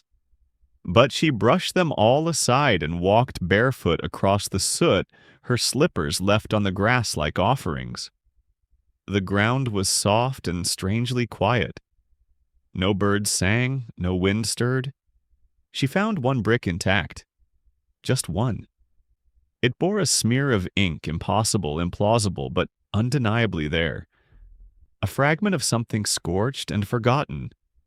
She took it in her hands, pressed it to her cheek, and closed her eyes. And in the stillness she spoke aloud. "And if I vanish?" The silence answered. "She finished it for you. Remember, I burned for you first." That evening she ordered no reconstruction. The space was left open, a circle of stone ringed by what once was watched over by what never truly left. Instead of rebuilding, she commissioned a single marble bench placed at the center. No plaque, no inscription. Just a quiet place to sit and listen if one dared. The first spring afterward, violets bloomed through the cracks. Only one person saw her there that season, a gardener arriving early. She sat on the bench, head bowed, lips moving, perhaps reciting, perhaps praying, perhaps simply remembering. When he approached, she looked up, eyes red but unashamed. They never did find the last stanza, she said. He didn't know what to say, so he just nodded and walked away. By the 500th moon, the silversmith made a mistake, or so he claimed. It was a commemorative coin commissioned for the Jubilee of Resilience, a rather self-congratulatory title meant to celebrate the half-century of her rule. The court wanted something regal, classical, something that said, "We have endured." What they got was you. Not obviously, not entirely, but enough. The coin bore her face on one side, of course, chiseled, solemn, ageless, her crown catching light like a frozen flame. But the reverse, oh, the reverse, a figure cloaked in wind, standing on a stone balcony, head turned toward the stars, no name, no title, but unmistakably you. The posture was yours. The hands calloused and half open were yours. Even the way the robe gathered around the ankles had a familiarity that stole her breath. You hadn't worn a robe like that in years. Not since that night you read her an entire epic in mock heroic rhyme while pacing barefoot across her chamber floor. She held the coin between her fingers for nearly an hour before speaking. Then summoned the silversmith. He arrived pale, stammering, apologizing before he even crossed the threshold. "I didn't mean... Your Grace, I only followed the old sketch. They said it was just symbolic." She raised her hand. He went silent. "Where did you see him?" she asked. The man hesitated. In a dream, he whispered, "Years ago, before I ever entered your service. I didn't know his name, only the feel of him. I thought it was a myth." She said nothing, just nodded, then turned the coin in her palm, once, twice, and pocketed it.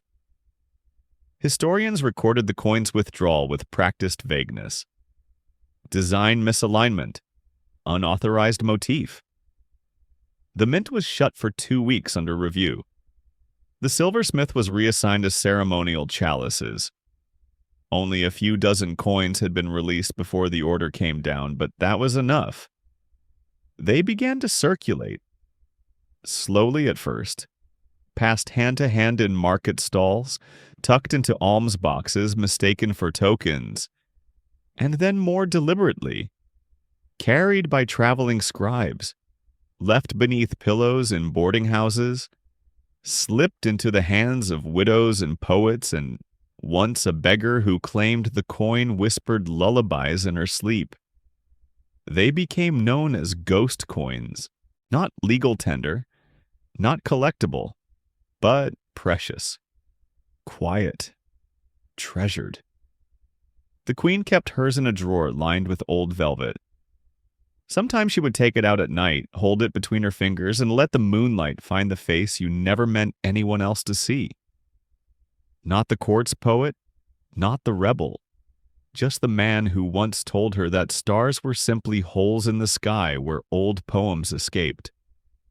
Fringe theorists naturally had a field day. They claimed the coins were part of a secret rebellion, or that they marked the location of hidden letters, or that they were coated with an alchemical formula meant to restore forgotten memories.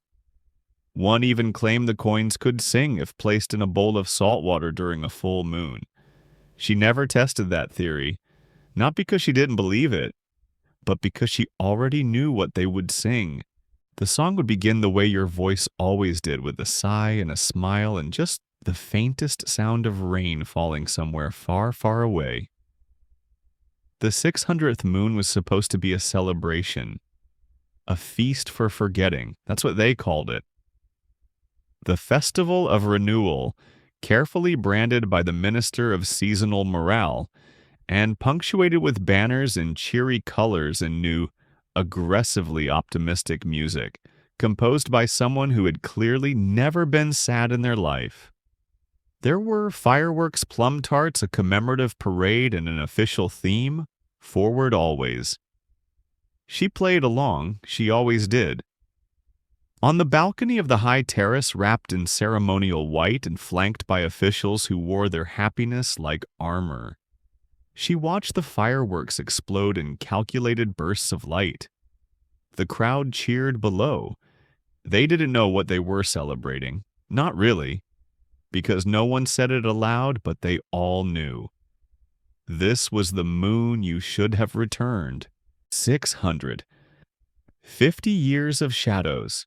And so instead of a vigil, they staged joy. Instead of remembering, they rewrote. The court poet, your distant, tepid successor, read a new piece during the closing ceremony.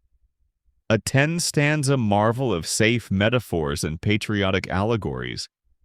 It praised resilience, praised her rain, praised the sky for being blue. Not a word out of place.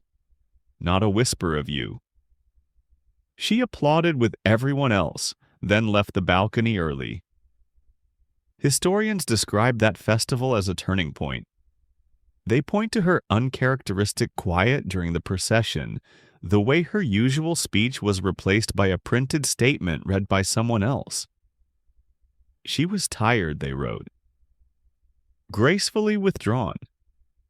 Fringe theorists saw more, suggesting she was finally severing ties with the past, that the festival was a cleansing.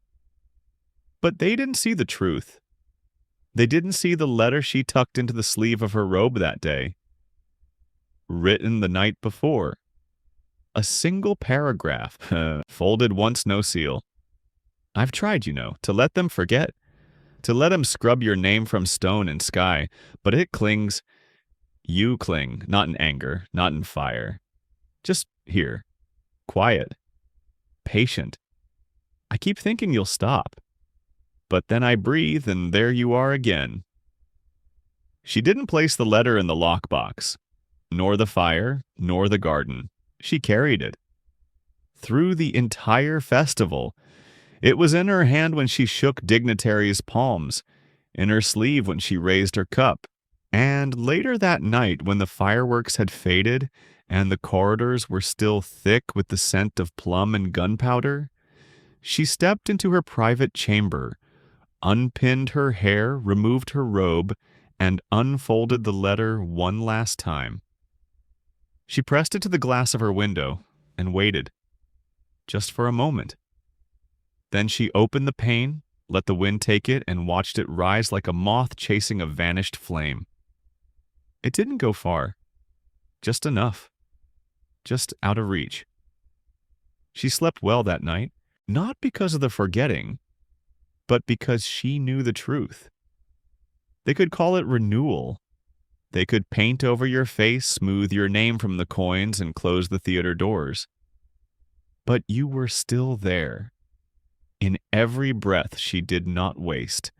In every silence that refused to be empty. In the absence they tried so hard to decorate, you were still the thing they couldn't quite unmake. By the 800th moon, a strange affliction crept through the kingdom. It wasn't a sickness of the body, no fevers, no lesions, no bleeding from the eyes. This plague settled in parchment, in song, in the mouths of those who'd never known you. It began with a stable boy. He recited a stanza while brushing a mare. Something about the moon weeping ink and the stars refusing to blink. His master asked where he'd heard it. "I don't know," the boy said. "I just knew it." Then a scullery maid hummed a tune no one recognized, the kind that sways like wind through empty halls. She said she'd dreamt it, that it felt like the kind of song you'd hear if you stood barefoot in wet grass and waited for someone who never came. By the end of that month, half the palace staff was murmuring half-finished poems. The lines didn't come from books. They weren't written in any archive, not printed or taught. They arrived like birds, uninvited, uncaged, and unmistakably yours. The royal linguist documented 143 variations, rhymes without origins, sonnets with no known author.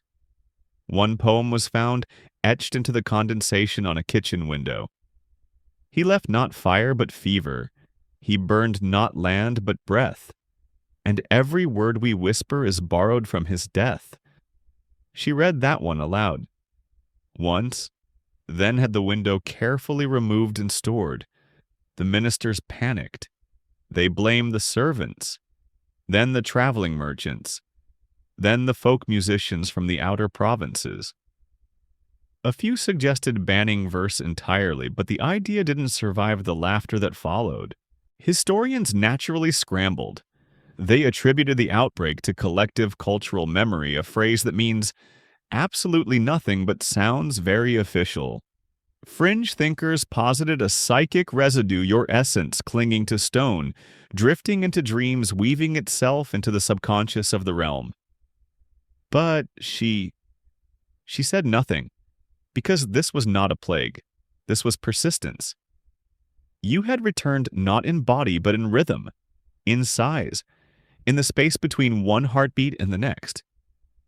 You had colonized language itself, and no one could stop you.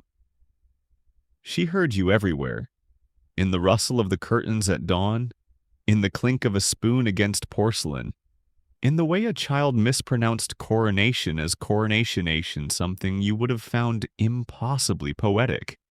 She began writing again, not letters, not speeches, but verses, secret ones, unruly, unmetered, unfinished. She scrawled them on napkins, tucked them into pockets, stitched them into linings. Once she carved a couplet into the bark of a tree.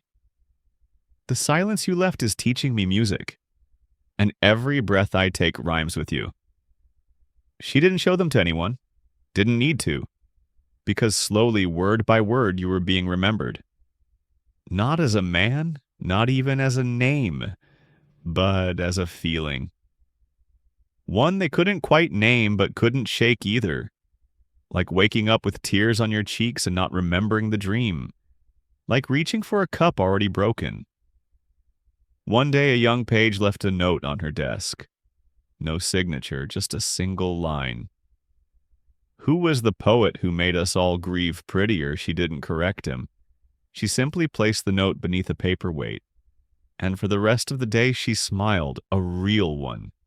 Because grief when wrapped in rhyme had become something more than pain. It had become memory. It had become presence. It had become you. The 900th moon passed quietly without prophecy or parade. No bells, no pageantry, no commemorative wine or late-night speeches. The only sound that marked the day came from the far western wing of the palace, the heavy creak of a door being opened for the first time in decades. Your room. She had not stepped inside since the night they escorted you out under the cover of diplomacy and dusk. Back then, the guards avoided her eyes, their helmets slightly askew with discomfort. One had dropped a scroll. You would have made a joke about it, some dry remark about dramatic exits and gravity. She'd never cleaned the room, never reassigned it. No one had asked why. Dust had taken residence in your absence, coating every surface like snow that refused to melt. The air inside was thick not with mildew or rot, but with memory. The kind that settles in corners and folds itself into drapes. The kind that breathes when you do. She stood in the doorway for a long time, then crossed the threshold. Everything was exactly as it had been. The desk slightly off-kilter from where you'd leaned against it during one of your rants about poetic meter being a well-dressed jail. The bed unmade, of course, its sheets tangled like you'd never really meant to leave. The bookshelves lined with works you never returned to the library. Some had scraps of parchment marking your edits, usually snarky, occasionally brilliant. And on the windowsill a cup, half filled with ink. Dried now, hardened like obsidian. The quill lay beside it, its tip bent just slightly, a casualty of your restlessness. She sat in your chair. It didn't fit her. Too low. Too narrow. You'd claimed it hugged your spine just right. She used to call it your throne of nonsense. Now it felt like a relic. On the desk was a single drawer. She opened it. Inside, wrapped in faded cloth, was a box. Small. Flat. She recognized it instantly. The one you'd once hidden in the hollow of a lemon tree outside the west gate back when you were convinced spies were reading your drafts. Inside the box was a page. Yellowed, frayed, folded twice. She unfolded it with care as if it might vanish. At the top was a line she'd never seen. The day I stop writing is the day I return. Below it, blank. You never finished it. Or maybe you did in a way only silence can. She pressed her fingers to the page. The paper trembled slightly, not from her hand, but from something older. Something like grief. Something like love that forgot how to introduce itself. Historians still argue whether this room was ever truly sealed. Some suggest secret visitors over the years, friends, servants, perhaps even the queen herself on moonless nights. Others claim the room was a decoy, that the real poet's chamber had been relocated, erased from blueprints and memory alike. One even proposed the space existed only in her mind. But she knew better. This was yours, all of it. She didn't take anything. Didn't rearrange the shelves, didn't pocket the quill, didn't trace her name where you'd once scribbled it beside a poor attempt at a sonnet. She just sat and breathed. And when she left the door open. From that moon forward, she visited often. Sometimes she stayed 5 minutes. Sometimes she stayed all night. The staff quickly learned to avoid eye contact when she emerged at dawn, robes, wrinkled eyes soft. Once she found a page curled up in the hallway outside, asleep beside the door. He startled when he saw her babbling apologies. She asked what he was doing. He flushed. I just wanted to hear the silence. They say it's different in there. She looked at him a long time, then said, "It is," and walked on. By the 930th moon, the letters began vanishing. Not stolen, not burned, just gone. It started with one scroll, an early one, folded into the lining of her winter cloak, where the seams had always hidden a secret envelope stitched in on your suggestion. She checked for it one morning before a council session, as she always did, fingertips brushing the familiar pocket. Empty? She thought she had misplaced it.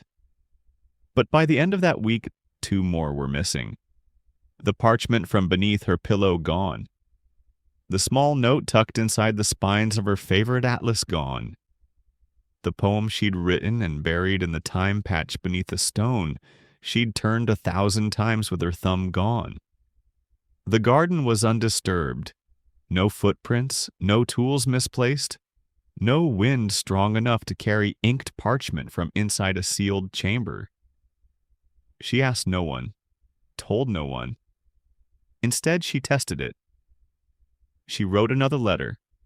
Short. 5 lines. I dreamt of the moon again, but it was shaped like your hand. When I reached for it, I was full of light. And then, of course, I woke up. She folded it carefully, tucked it into the sleeve of her nightgown. Slept. The next morning, gone. Historians have no record of this event. Naturally, because the letters themselves were never part of the official record, even now the royal journals from that era speak only of economic policy adjustments, trade reforms, and a mild earthquake in the southern vineyards.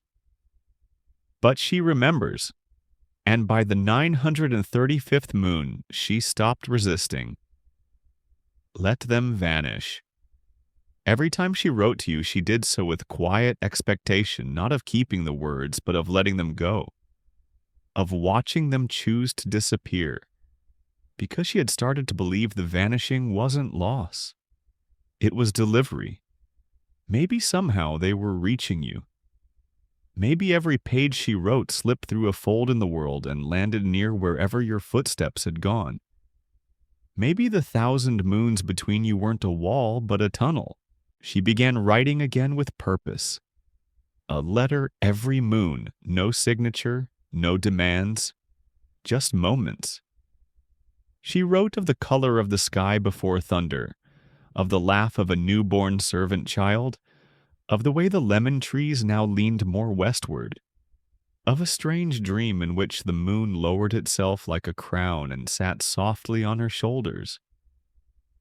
The court noticed her quietness and mistook it for fatigue.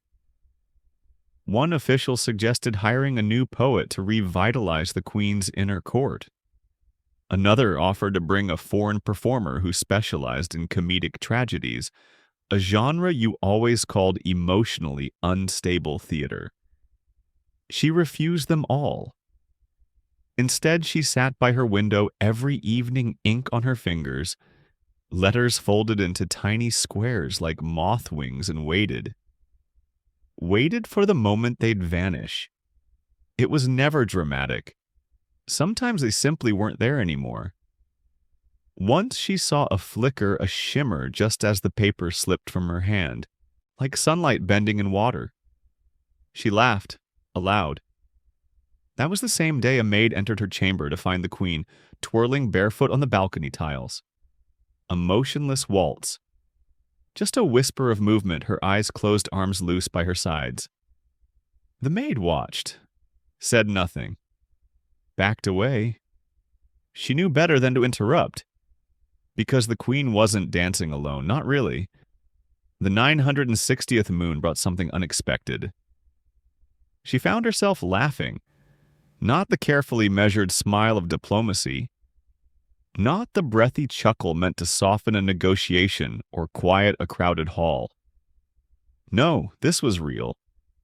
Full-bodied, abrupt, unladylike. It happened in the library. A young steward barely taller than a lectern had been tasked with reshelving old poetry collections. Most of them were yours, falsely attributed, of course, to various anonymous contributors. The boy fumbled the stacks, tripped over a rug, and in a cascade of papery doom, took down an entire bookshelf. Books everywhere. Ink dust and embarrassment.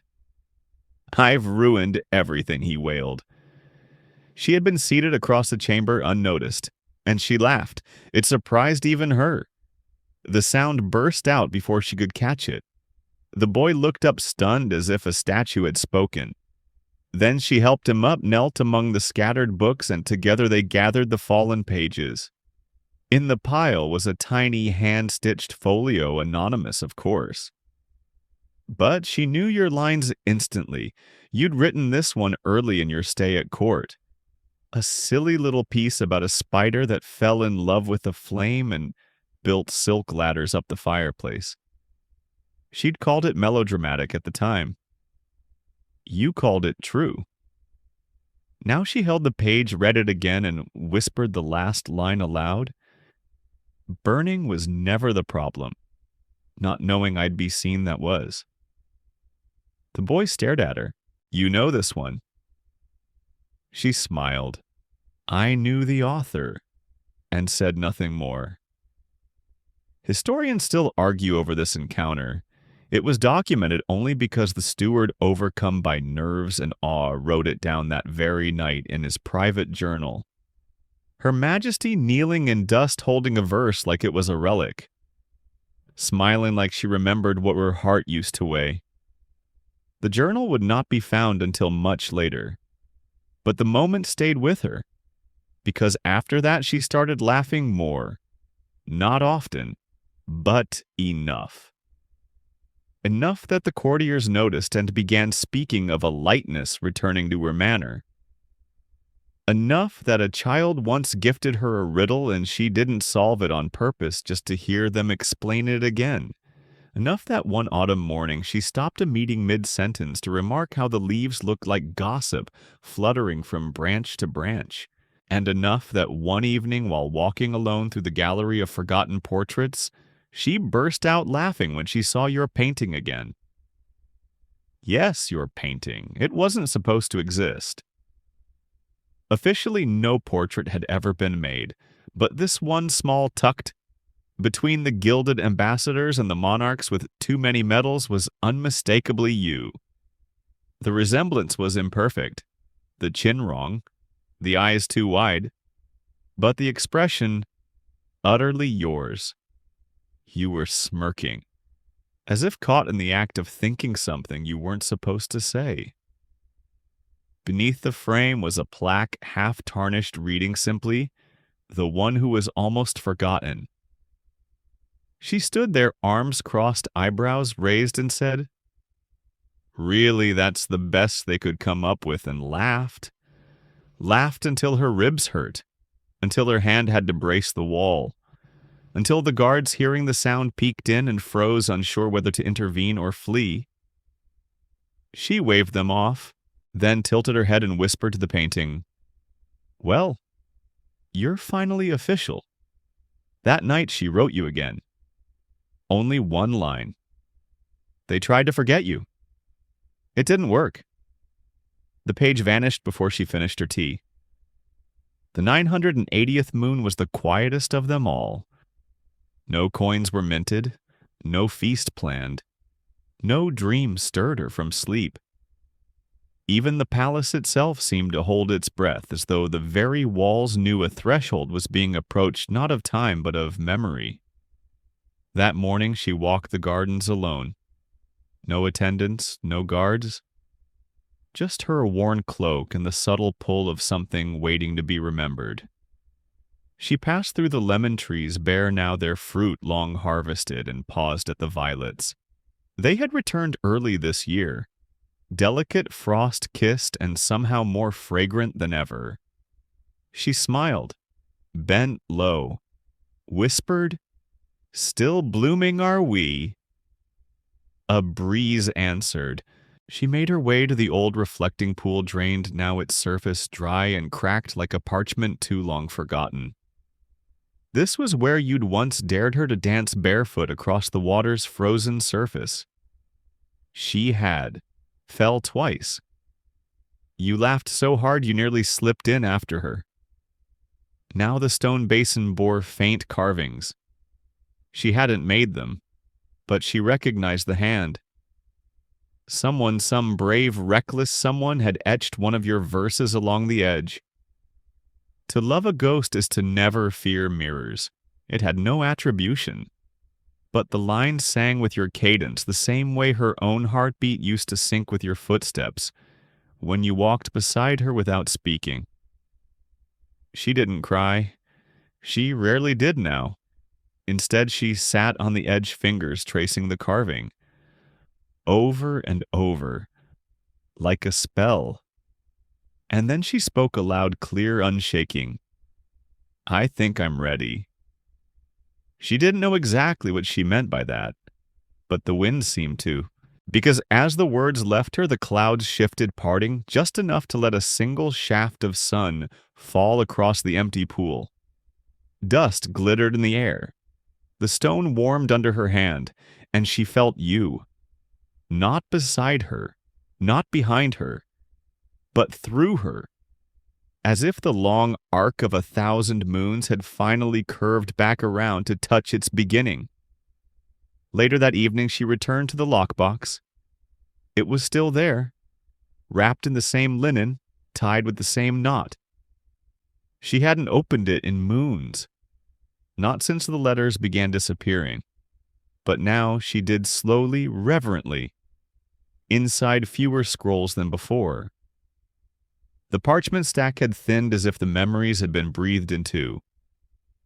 She removed one at random. It was a letter she'd written during the 5th year of your absence. The ink had faded to a soft brown. The ribbon that bound it had frayed. She read it aloud, all of it, each word falling into the room like a petal, weightless and patient. When she finished, she folded it again and said, "You can take this one now." And she waited. Nothing happened. No shimmer, no breeze, no magic. Until she turned. The letter was gone. Just gone. She laughed again. Soft this time. A breath more than a sound. Then she leaned back in the chair, eyes closing, hand resting on the open lockbox. Historians never knew about this night. It wasn't recorded. No candle logs were marked, no correspondences dated, but something changed in her after. She began speaking in verse again, at first just in private conversations, then in formal addresses.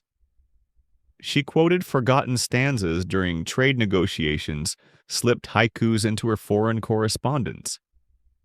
Ministers complained, poets rejoiced, and the people began whispering your name again, not boldly, not yet, but enough. Enough to stir the old corridors, to flutter the curtains, to plant new violets. The 1,000th moon was close now, and with it came the rebellion. Not the loud sword-swinging kind, no flames licking the walls or banners snapping above bloodied streets. This uprising began with ink, with whispers, with verses. It started in the southern ports where fishermen traded not just salt and gossip, but copied stanzas scribbled on fish wrap and sailcloth. Then it spread to the inland cities, merchants humming unfamiliar rhymes, couriers reciting lines that rhymed too closely with your old forbidden work. By the time it reached the capital, it had shape. A group of young dissident scholars-performers, a few runaway apprentices called themselves the 5th stanza. No official manifesto, just one creed. He was never meant to vanish, and they meant you. Their rebellion was strange, gentle, stubborn. They posted poems overnight on palace walls, tied scrolls to pigeons, etched haikus into the condensation on water jugs. One night, dozens of tiny notes were found tucked into the pockets of the palace staff, each one bearing a line of verse in your unmistakable voice. They never signed their work. They never had to. She watched it unfold with a calm even her advisors found unnerving. "Should we arrest them?" someone asked. She raised a brow. For writing poetry, they're invoking him. Your Grace. She said nothing, because yes, they were. And though they hadn't known you not truly not as she had, they had felt you. Somehow, they'd gathered your echoes and turned them into a kind of hymn. One night during a sudden spring rain, the rebels gathered in the courtyard. Quiet, hooded, no weapons, no speeches, just song. 100 voices reciting 100 different verses, yours and not yours, and something between. The guards moved to intervene. She stopped them. Instead, she stood at her chamber window listening.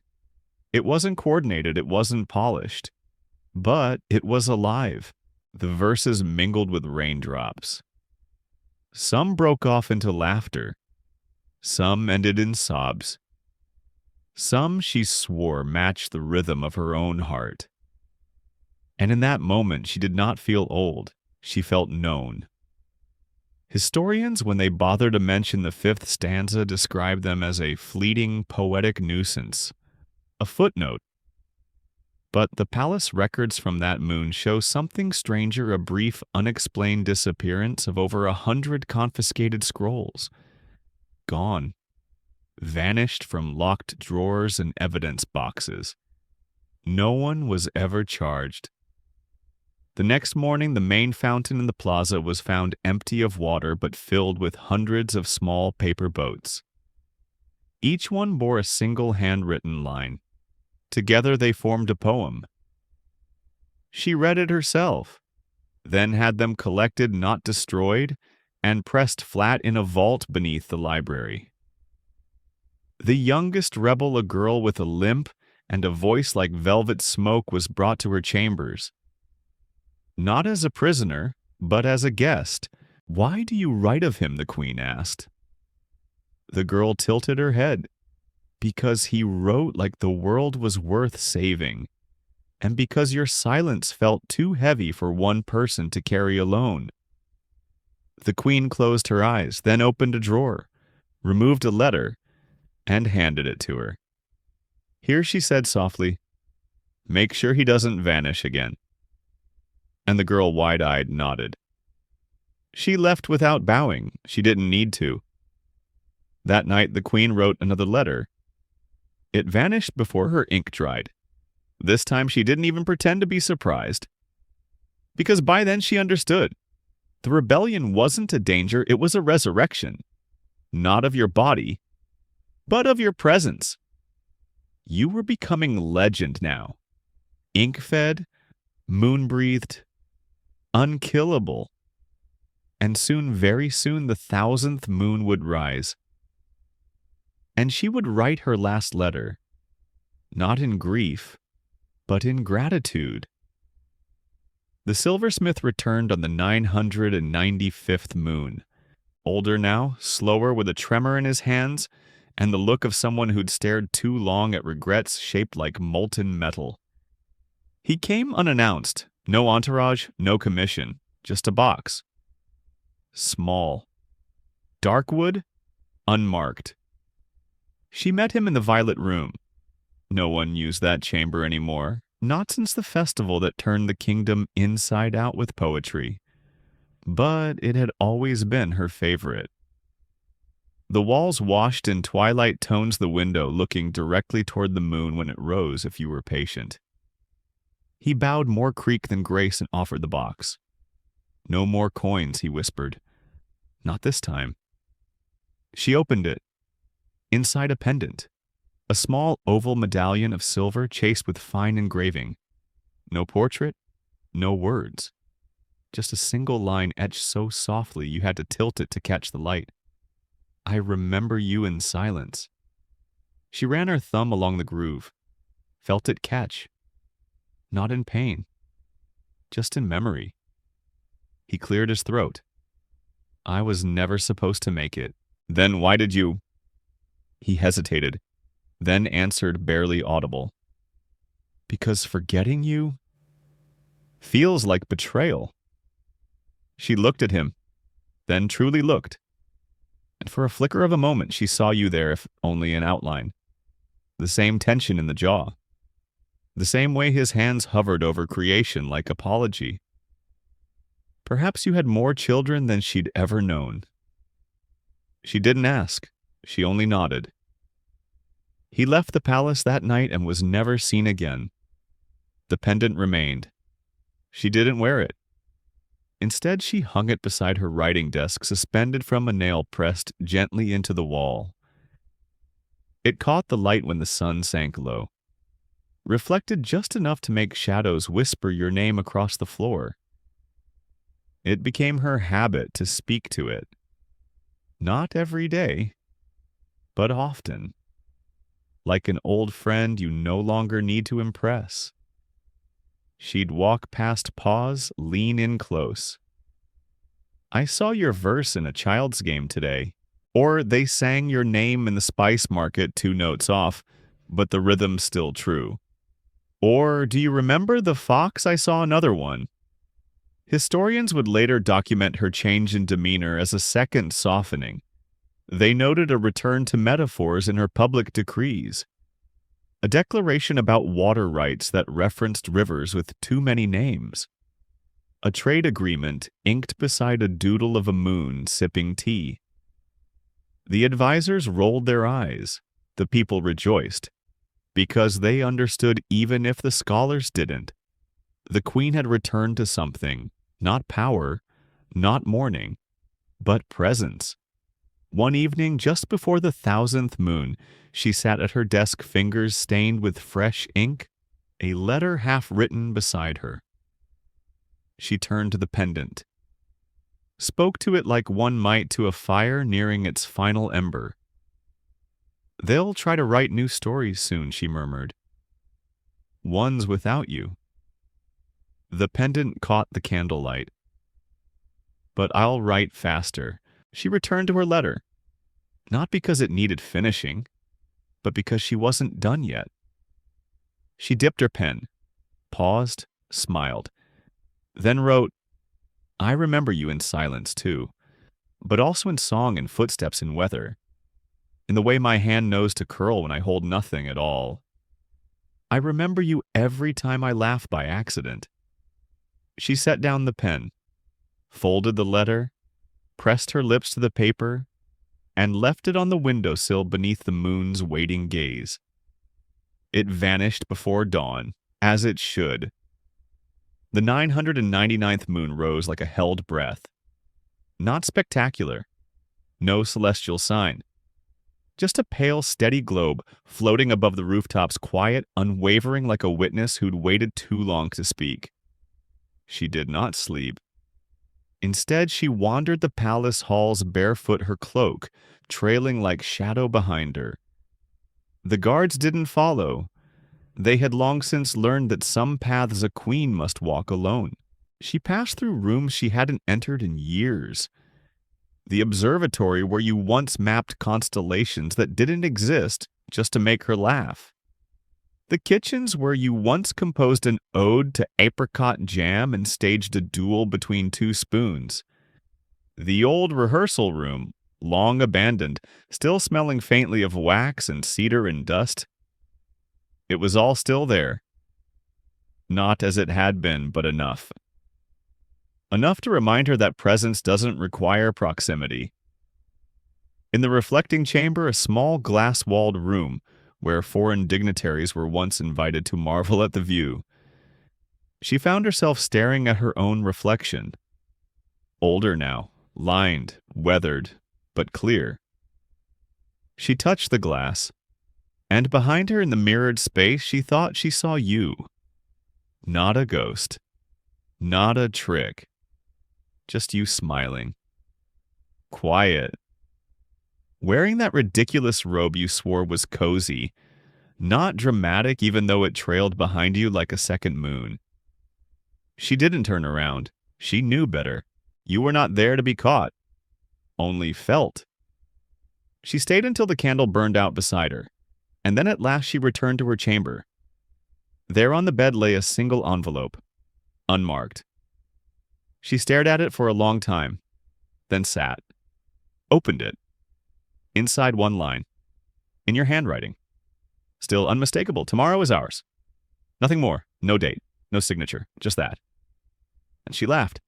A sound so soft it almost wept. Not out of joy exactly, nor pain. Just release. Tomorrow, 1,000 moons. 1,000 letters. One final breath. She rose before the sun, bathed, dressed in violet deep and storm dark with silver thread running through the seams. No crown, no fanfare. Then before the world stirred, she returned to the tower ruins. Still open to the sky. Still ringed by old stones and wilder violets now than ever before. She sat on the marble bench placed where your desk had once been. The morning air was damp with promise. She took out a fresh page, and she began her final letter.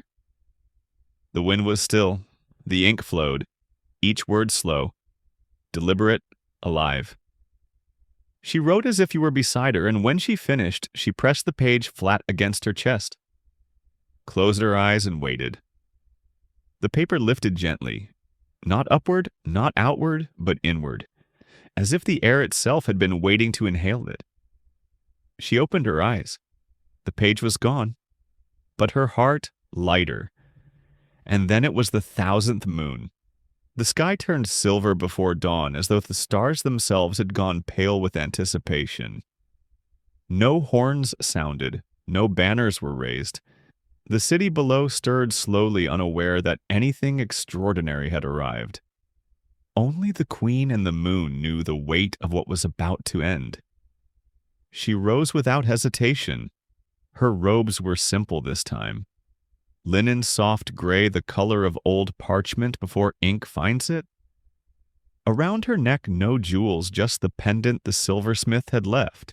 It hung silently, absorbing the light, catching the echo of every step as she moved through the halls.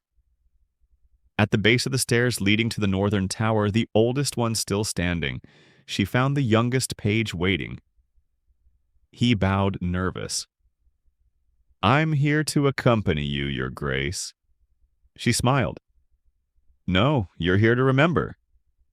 And then she passed him by. The stairs were worn, spiraled steep. Her hand traced the rail fingertip, grazing the grooves time had carved. She counted them as she climbed.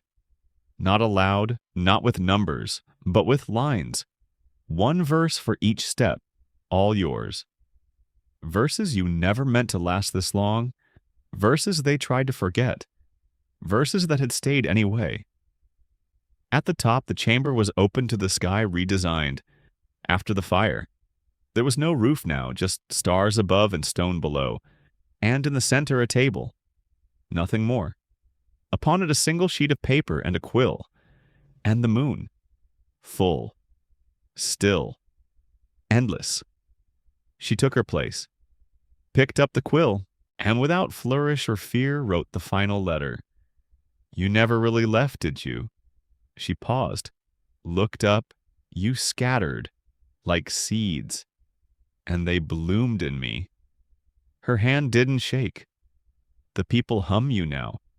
Children quote your lines without knowing their name. Gardeners shape hedges in your rhythms. Musicians strike chords you never wrote." She dipped the quill again. "You are not gone. You are rewritten." A breeze stirred. She smiled, then folded the page once, pressed it against the pendant, and whispered, "Go." The letter vanished. Not like before. This time it dissolved not in wind, but in light. Threads of silver unraveling into the air, forming nothing, forming everything. She stood, stepped back, and waited. Not for applause, not for response, just for stillness. And in that stillness, something answered. Not a voice, not an image, just the feeling of warmth behind her. Like someone standing nearby, watching over her shoulder. She didn't turn around. She didn't need to. Instead, she spoke once for no one but the moon. "I've loved you long enough. Now it's time to rest." And she walked down, slowly, evenly. With grace only those who have grieved fully may know. The guards at the foot of the tower bowed as she passed. One of them wept without understanding why. In the courtyard, violets bloomed out of season. The days after the 1000th moon unfolded like the last pages of the beloved book, soft slow each one savored as if by instinct. She no longer wrote, not because the words had left her, but because they had fulfilled their purpose. There were no more letters to send, no more truths left unsaid. Everything that had needed to cross the distance between them had done so. What remained now was silence, and for once it did not ache. The palace too began to quiet. Meetings shortened, speeches softened, edicts arrived written in simpler language, sometimes ending with a line of verse. The royal court, long accustomed to drama and weighty pronouncements, found itself lulled into a gentler rhythm. No one questioned it. They simply adjusted their gait, their tone, the speed of their thoughts. And beneath it all, something else stirred. A kind of listening, as though every stone, every stair, every turning page had begun to pay attention, not to her authority, but to her presence. Or perhaps to yours. One morning in the West Gardens, she found a young gardener reciting poetry to a patch of basil. When he saw her, he blushed furiously and stammered an apology. "I was only trying to. I thought maybe they'd grow better." She'd smiled. "They do." Elsewhere in the city alley walls began to bloom with chalked fragments of verse. Some were yours, others clearly imitations. One simply read, "She carried a silence that knew how to sing," and beneath it, in a child's handwriting, "I want to write like that." She began attending council meetings less frequently, not because she was withdrawing, but because she no longer needed to direct the music. It was already playing. The world was humming again. Sometimes she still visited your old room. Nothing had changed. The books remained askew. The desk still bore the groove from your elbow. Once she swore she smelled ink on the air, though no bottles had been uncorked in decades. In that room, time folded, and she allowed herself to fold with it. The staff grew accustomed to finding her there quiet still. Sometimes with eyes closed, sometimes reading aloud to no one. They never interrupted. They had come to understand this ritual was not about mourning, but about continuity. Because she was no longer carrying your memory. She was becoming it. And so quietly, it made no sound at all, she began teaching others. Not in lessons or proclamations, but in moments.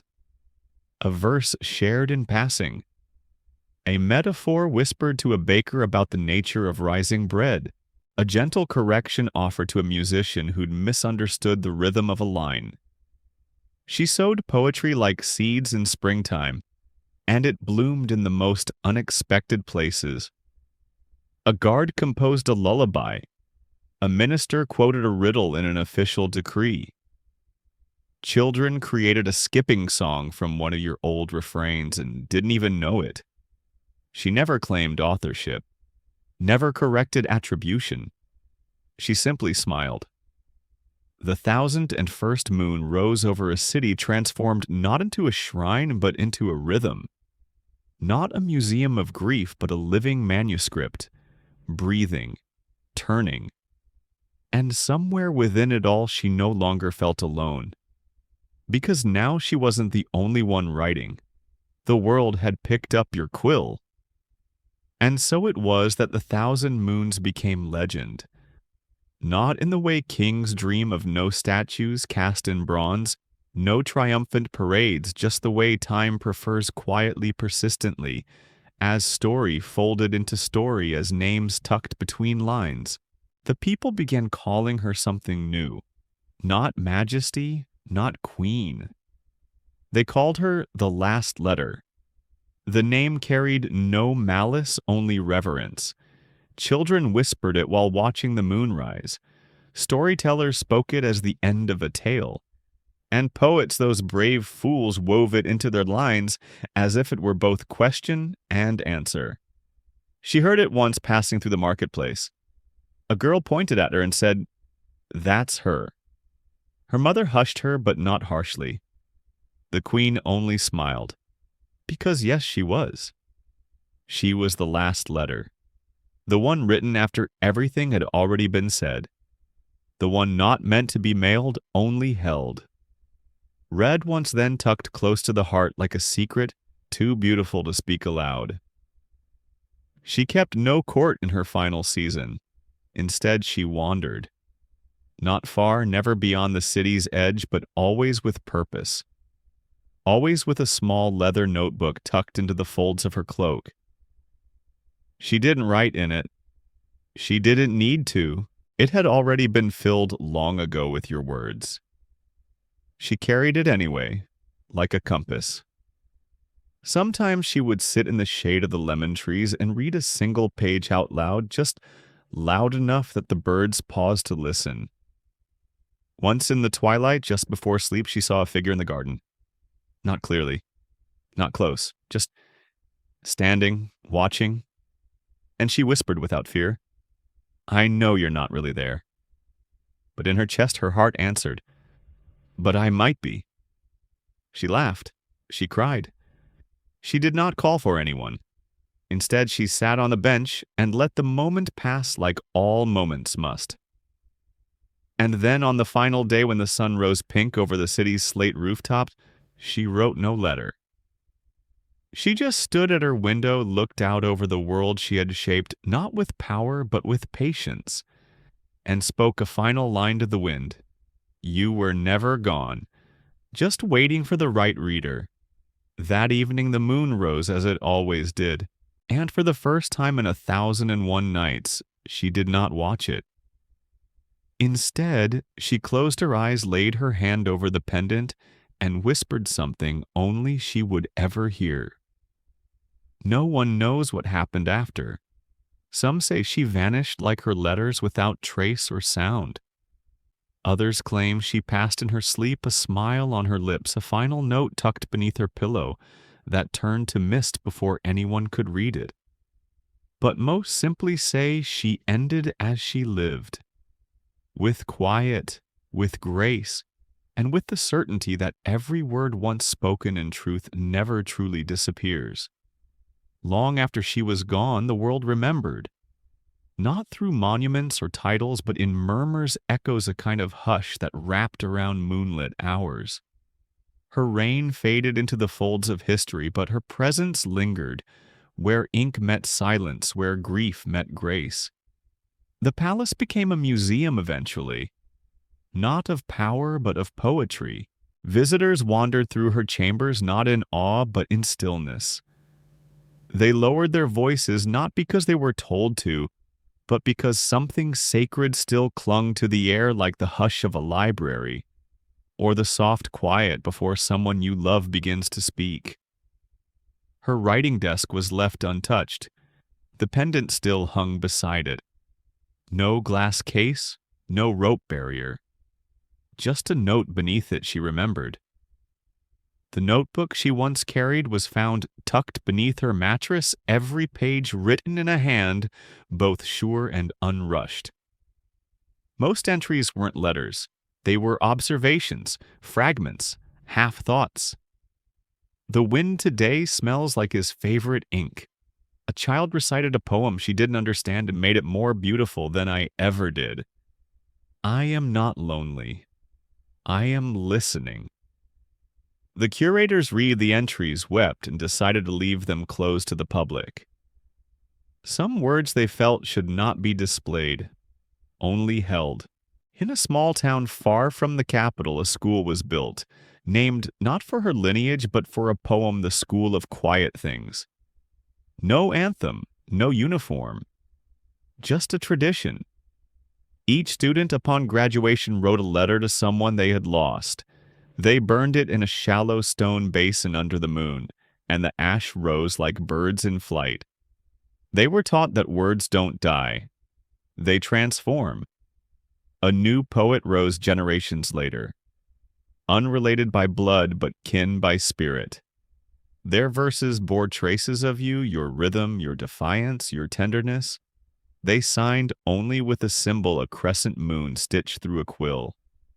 When asked about their influences, they said simply, I was raised on lost letters.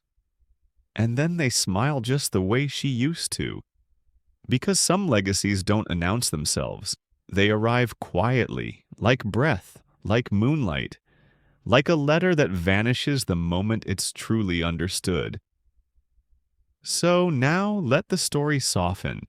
The moon has risen 1,000 times and more, and all the words that needed to be said have found their way into the silence.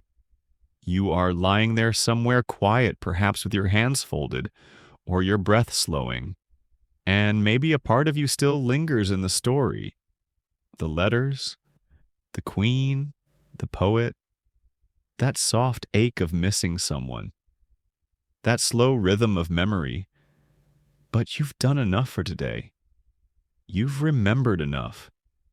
You've wandered with her across the centuries, stood beside her through moonlight and grief and laughter and paper that disappeared like magic.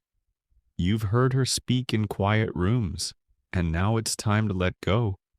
Let your thoughts drift like the letters on the wind. Let the rhythm of your breath fall into that gentle lull of sleep. The night will hold you now. You don't need to carry the story. It knows how to carry itself. And if you find yourself dreaming of moonlight or violets of verses that hum softly in your chest, then maybe you've stepped into the same quiet space she once walked. A place where memory is a letter and love is what vanishes last. Good night, dreamer. Rest well, you're safe here. End of script. Sweet dreams.